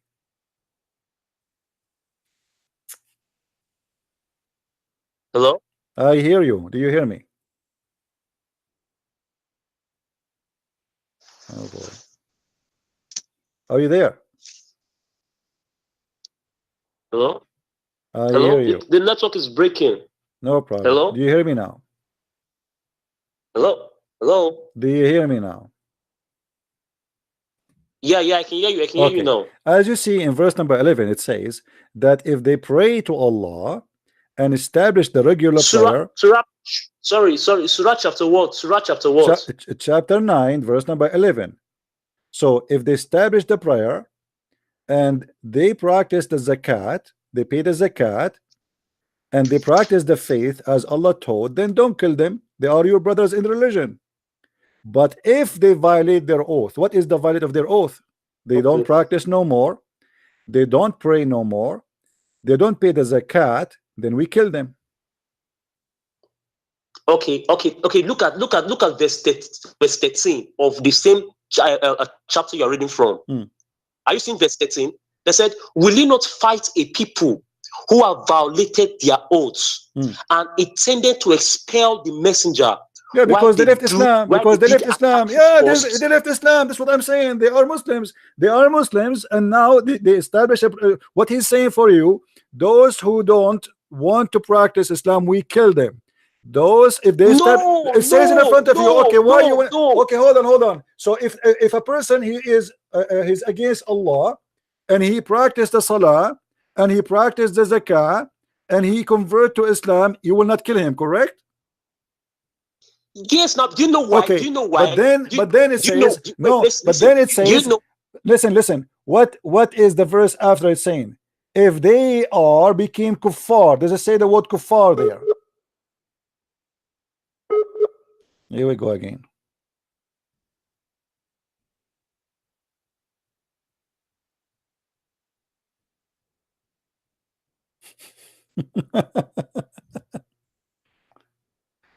Oh boy.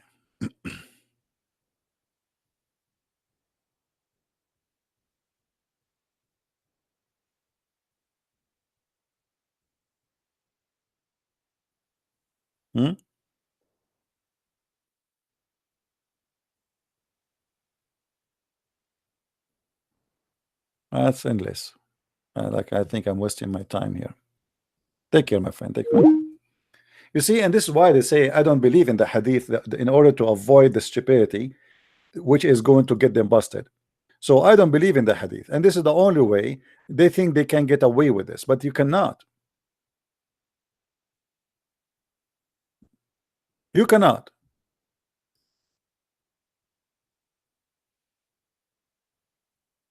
Who are you to say I believe in this and I don't believe in this? The penalty, all the Muslims around the world agree that the penalty of leaving Islam is death. The Quran used the word terrorism. Not only that, even you cut the fingertips of those who don't believe in Allah. Muhammad, he ordered to fight in chapter 9 verse number 29, the same chapter, for this guy who is not able to call me and contact me. The same chapter, he says why he want to kill the Christian, not because they are fighting him. The Christian never fought Muhammad. Muhammad is the one who sent letters to the Christians, to the Roman at that time, and he forced those who they are Christians in the Arabian Peninsula, if they are exist, to convert to Islam. Fight those who do not believe in Allah, not the one who's fighting you.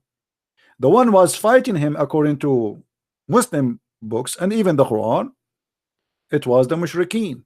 The Christian did not have a war with Muhammad, never attack him, never did any harm to him. Fight them and kill them unless they pay they pay the jizya.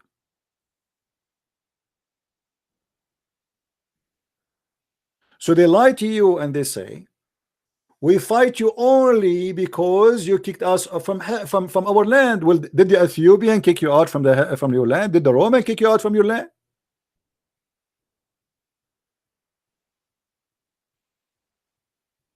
Until the end of the 7 centuries, which mean more than 100 years after Muhammad, not a single person speak Arabic in Jerusalem, not a single person speak Arabic in Damascus, not a single person speak Arabic in Iraq, because simply there's no Arab there. It is you who took their land.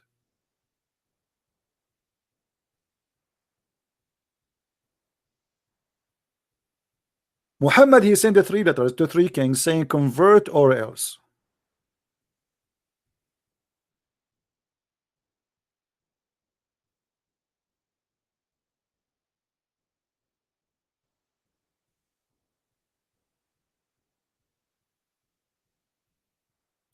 Muhammad, he established a covenant with the disbelievers, and he said to them, we will have a peace agreement. In the same chapter, when Muhammad gets stronger, he said, declaration of immunity from Allah and his messenger to those pagan who you have contracted a mutual alliance. So here we go, we wash my hand from all the agreement. I will not kill you unless you fight me. Declaration. Muhammad, now he became strong, he signed a peace agreement until he is ready to kill them all, and now he is ready to go. In the same chapter, it says, verse number 191,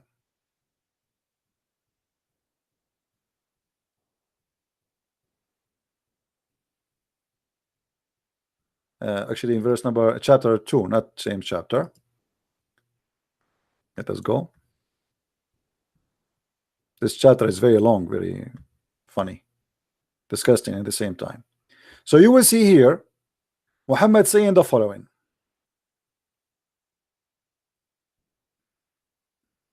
Okay, here we go.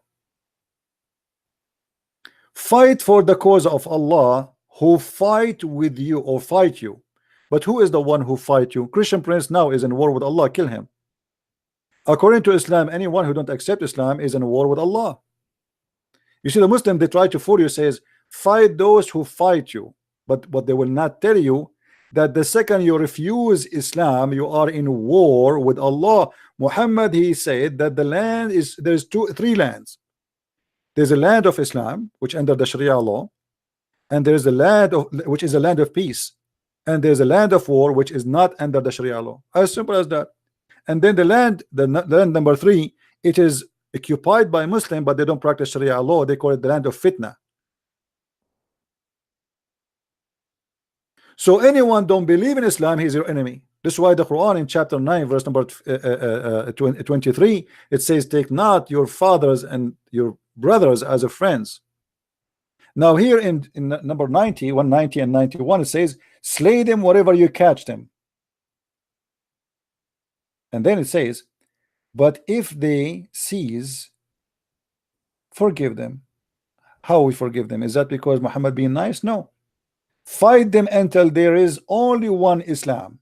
You see here it says until the torment, tumult or oppression. There's not, it doesn't say that. It says fitna. Fitna is a chaos. So it's not going to be chaos between us, between the society, and no problem. And then all the religion will become a religion of Allah. Look at the translation, doesn't say that. Change the translator. You will see right away the translation change.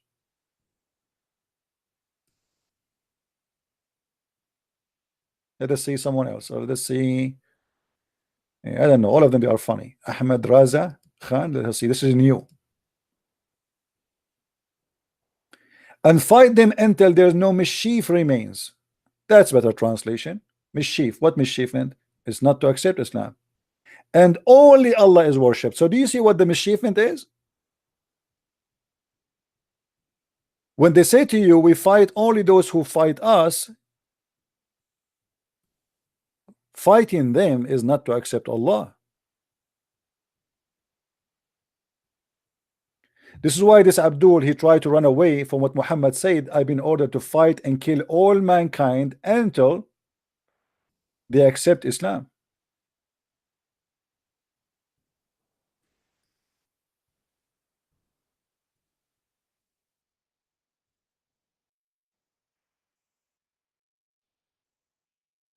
That's why they're trying to run away from it and say, oh, I believe only in the Quran. But the Quran is in total agreement with this. I have been commanded to fight against the people. Till what? Till they stop fighting me? No. Till they became for peace? No. Actually, the Quran forbid the Muslims from crying out for peace, and I will show you the verse. So I have been commanded that I would fight against the people till they declare that there's no God but Allah. So what is the condition to cease fire? Is to declare there's no God but Allah. And what else? And when they profess that there's no God but Allah, their blood and their money is granted by security. So Muhammad is saying clearly, if you don't convert to Islam, I will kill you, I will take your money. Muhammad in different hadith, he make it more clear that even if you don't pray, if you don't do zakat, if you don't do salat, if you don't even eat as we eat, if you don't pray in the direction of we pray, still he will kill you, even if you say shahada.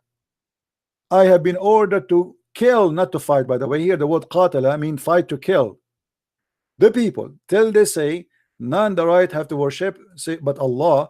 And if they say so, pray like our prayer, face our qibla, slaughter as we slaughter, then and only then their blood and their property is secured from our hands. Muhammad is a thief.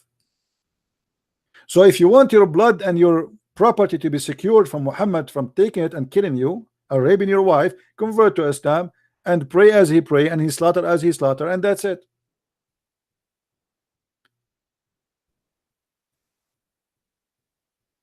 Muslim, they quote for you verses which is not valid no more. As an example, can a Muslim cry for peace?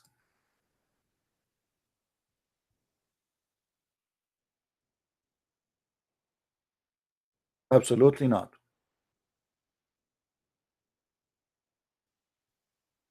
A Muslim only can sign a peace agreement only if he is weak, the same as Muhammad did in chapter 9. Be weary and faint-hearted, crying for peace when you should be the uppermost. What does that mean? Israel today is uppermost, not the Muslims. So it's okay to sign peace agreement with Israel. But this is not a peace agreement. This is temporarily. Until we are the uppermost, and then we attack back. This is what Muhammad did.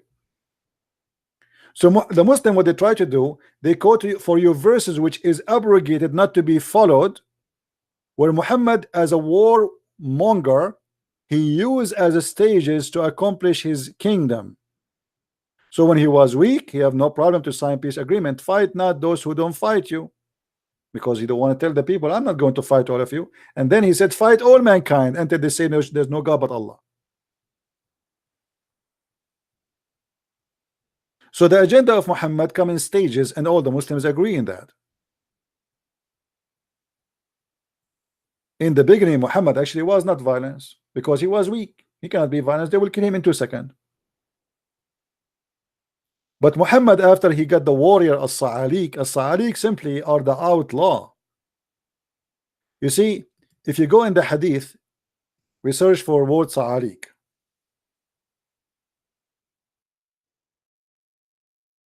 You can search for the word Sa'aliq in Wikipedia. Sa'aliq simply is the outlaw.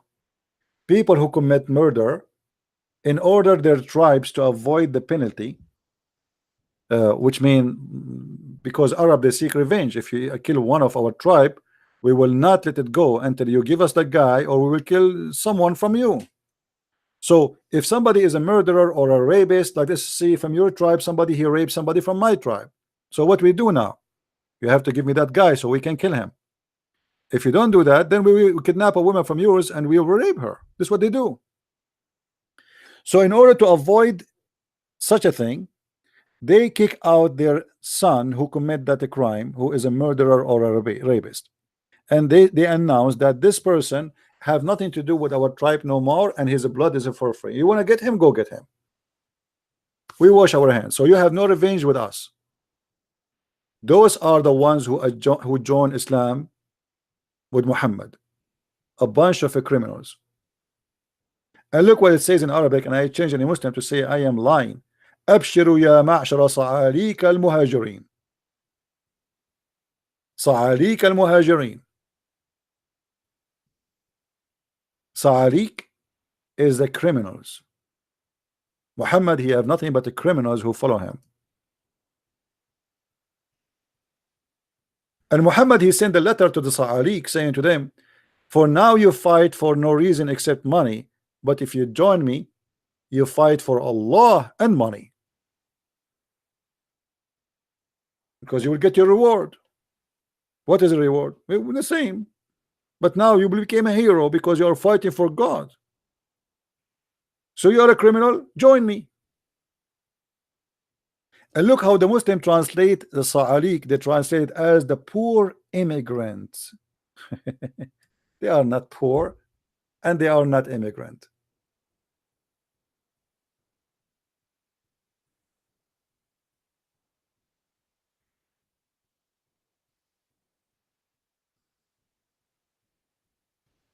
There is a very well-known war. It's called the War of Apostate.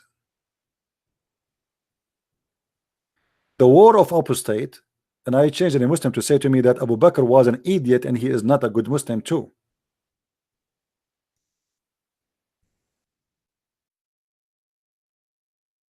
When Muhammad he passed away or killed by poison, as the hadith says,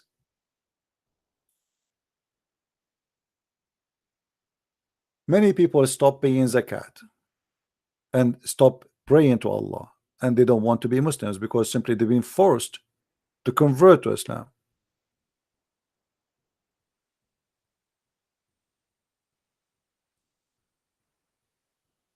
And then right away the gang, the Sa'aliq of Muhammad, the one who they are making living just from killing, they decide to go in war to force again people paying money.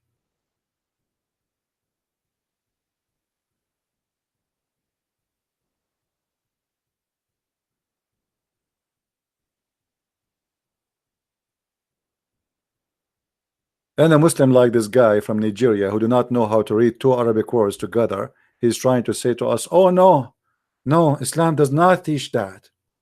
Muhammad he raped, Muhammad he kidnapped, Muhammad he stole even children's, Muhammad he killed little children. Imagine the Muslim, they say to us that we don't kill children.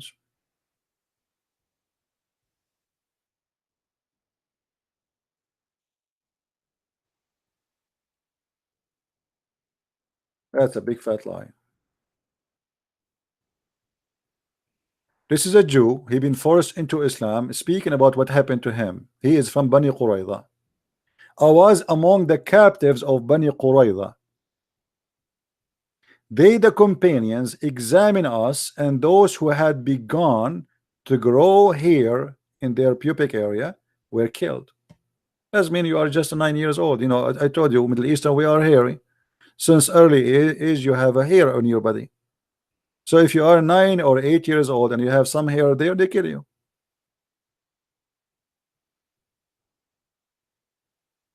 Do you see it?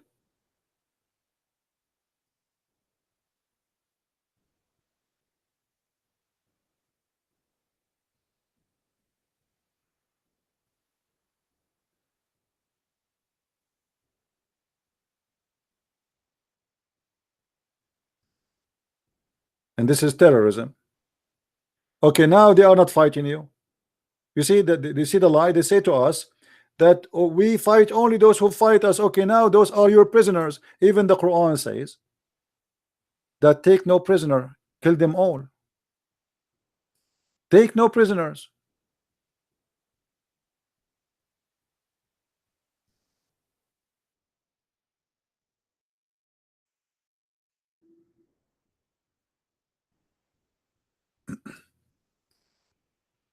Look at this. It is not fitting for the Prophet that he should have a prisoners of war. So what he do with them? He killed them. Is that terror or not? Is that Quran or this is a weak Quran?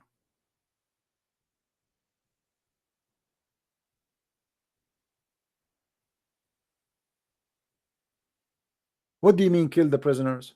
Why you want to kill them? They surrender their arms. The same what happened to the Jews, the stupid Jews. They put their arms down. They thought he is going to be a man of justice. He's claiming to be a prophet of God. Okay, we will not fight you. He slaughtered more than 900 men after they put down their arms. Stupid. At least if you fight, you will kill from the enemy as much as you can before they kill you. This is why if you fight an Islamic army, never surrender. You saw what ISIS is doing. They burn them alive. They split them pieces. They torture them. They crucify them. They cut their hands. Why you want to torture yourself? Fight until you die with honor. Don't surrender like a goat with no honor.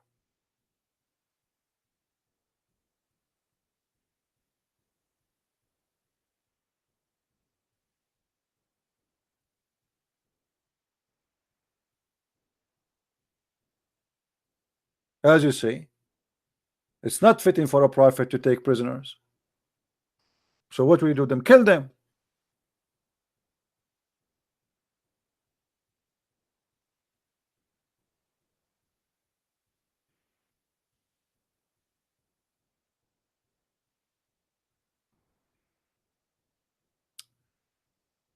That is not a hadith.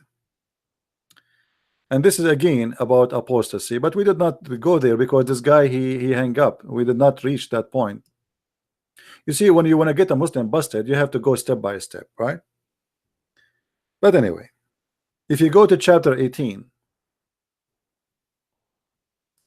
verse number 74, you will see that the child who, because he will leave Islam, the Prophet Al-Khadr, Allah ordered him to kill the person.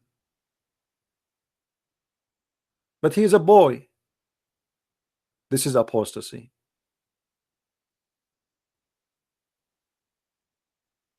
Then they proceed until they met with the young man. He slew him. Moses said. By the way, this is a lie. It doesn't say a young man. What young man? It's a boy. Change the translator. The translation will change. You see, we have to change translation like, you know, we jump like monkeys from branch to branch because not even one Muslim is honest. Here we go. Here became boy. There became a man. There's a huge difference between a boy and a young man. Huge difference. So they went until when they meet a boy and they slew him. Musa said to Al-Khadr, which Allah he sent Musa to learn from Al-Khadr, and he said to him, why you did such a thing? This is evil. This guy is an innocent boy. This is a manslaughter. Why you did that? Al-Khadr, who is a higher prophet from Allah, he said to him, to Moses, you do not understand. I told you you will not have patience with me. Then they continue, and then after the Prophet Al-Khadr, he decided to explain to the fool Musa's what's happening about the boy. I said, as of for the boy, his parents were believers, and we feared that he should make a disobedience and he become in disbelief.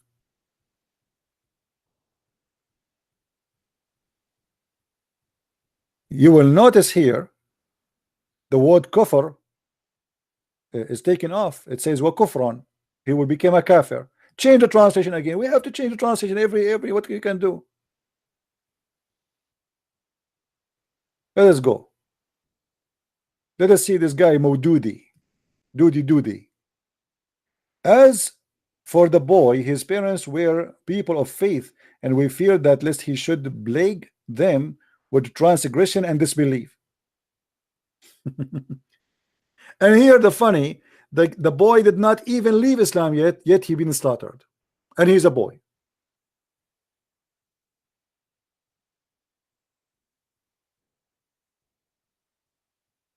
Oh, we can show us tons of reference.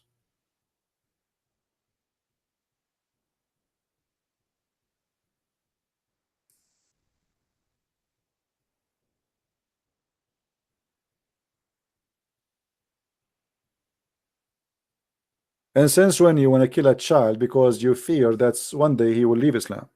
What about you? You wait until he leaves Islam. And they say to me that apostasy is not in the Quran. We can show you there's tons of verses. We are not done. But this guy, he cannot call me, and funny Muslims. But I'm sure he is listening, he's watching.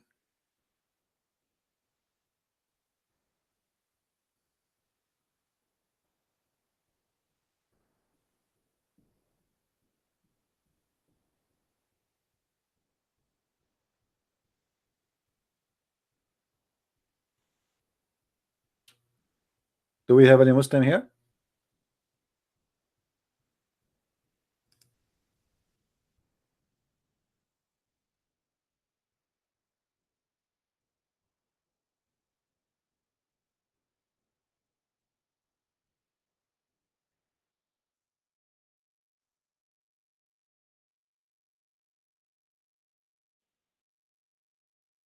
Abdul?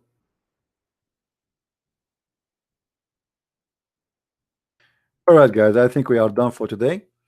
I am you see, we have a lot of people watching and joining our videos.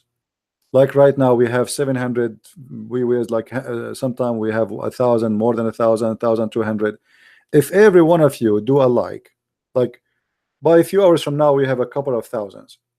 If every one of you give a like and give a share the video, imagine if everyone look, okay, the one we have yesterday is more than 10,000 already.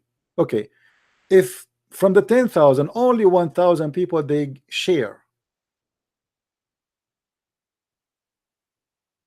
if only 1,000 they share, you can imagine how many we can have as a review. But the problem, we as a Christians, we just watch. Okay, this guy, he is doing his job, we support you, good for you, thank you CP, we are glad to have you, but then we do nothing. Does it hurt to copy a link and share it in Facebook, to share it somewhere? Does it cost you money?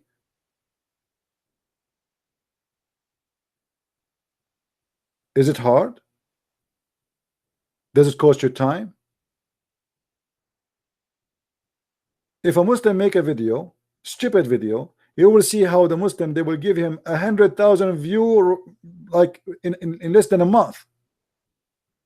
Our videos stay for weeks, and then we have what, 15,000, 20,000, 30,000, because Muslim, they sponsor their cult. Christians, they like to watch only the fight with the cult of Islam.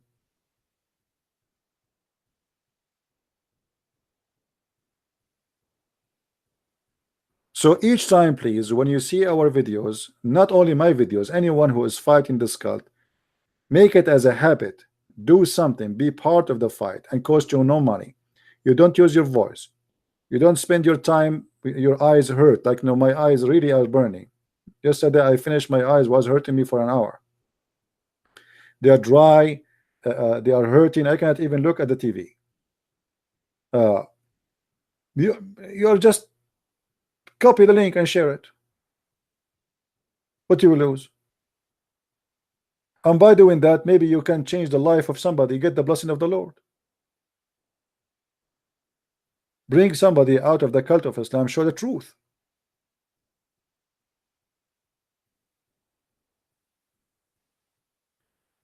So let us work together and not to be lazy. The Lord, he said, from their fruits you shall know them, not from their names. So if you have a Christian name, like your name is a Christian Prince, doesn't make you Christian. What make you Christian is your fruits. And one day the Lord will ask you for your fruits, what you did. You saved yourself only? You did not bring anyone with you? By posting a link somewhere, you might change the life of somebody who was going to convert to Islam, or somebody he's a Muslim, he decided to leave Islam. As you see, in the last 10 days, how many Muslims left Islam live on air? Just in the last 10 days. So by just posting the link, you can do the same. People, they can see, they can hear, they can learn. And you can change the life of somebody. So I want to say thank you for being here. May the Lord bless you. And until we see you soon again, Christ is Lord, Islam is false. And there is no name better than his name. That is the Messiah, the only Savior. A child molester, a pimp, God, a heaven of sex, this is cannot be God. That is from the devil. You do not need to be a genius to know that this is heavenly of devilish God. Sex, penises, vagina, addiction to sex, addiction to drugs. Even he promised you will have sex with your mother, as the Muslims agree, and your children's and your niece and your daughter. How evil a human being can go far with his addiction to temptation. When you join Islam, you lose your morality, and this is what the Muslims agree about. Go and watch my previous video where the Muslims agree, all of them with no exception, that in heaven of Allah there is no morality. Zero morality. That is not from God. Thank you for watching, and may the Lord bless you, and see you soon again. Bye-bye.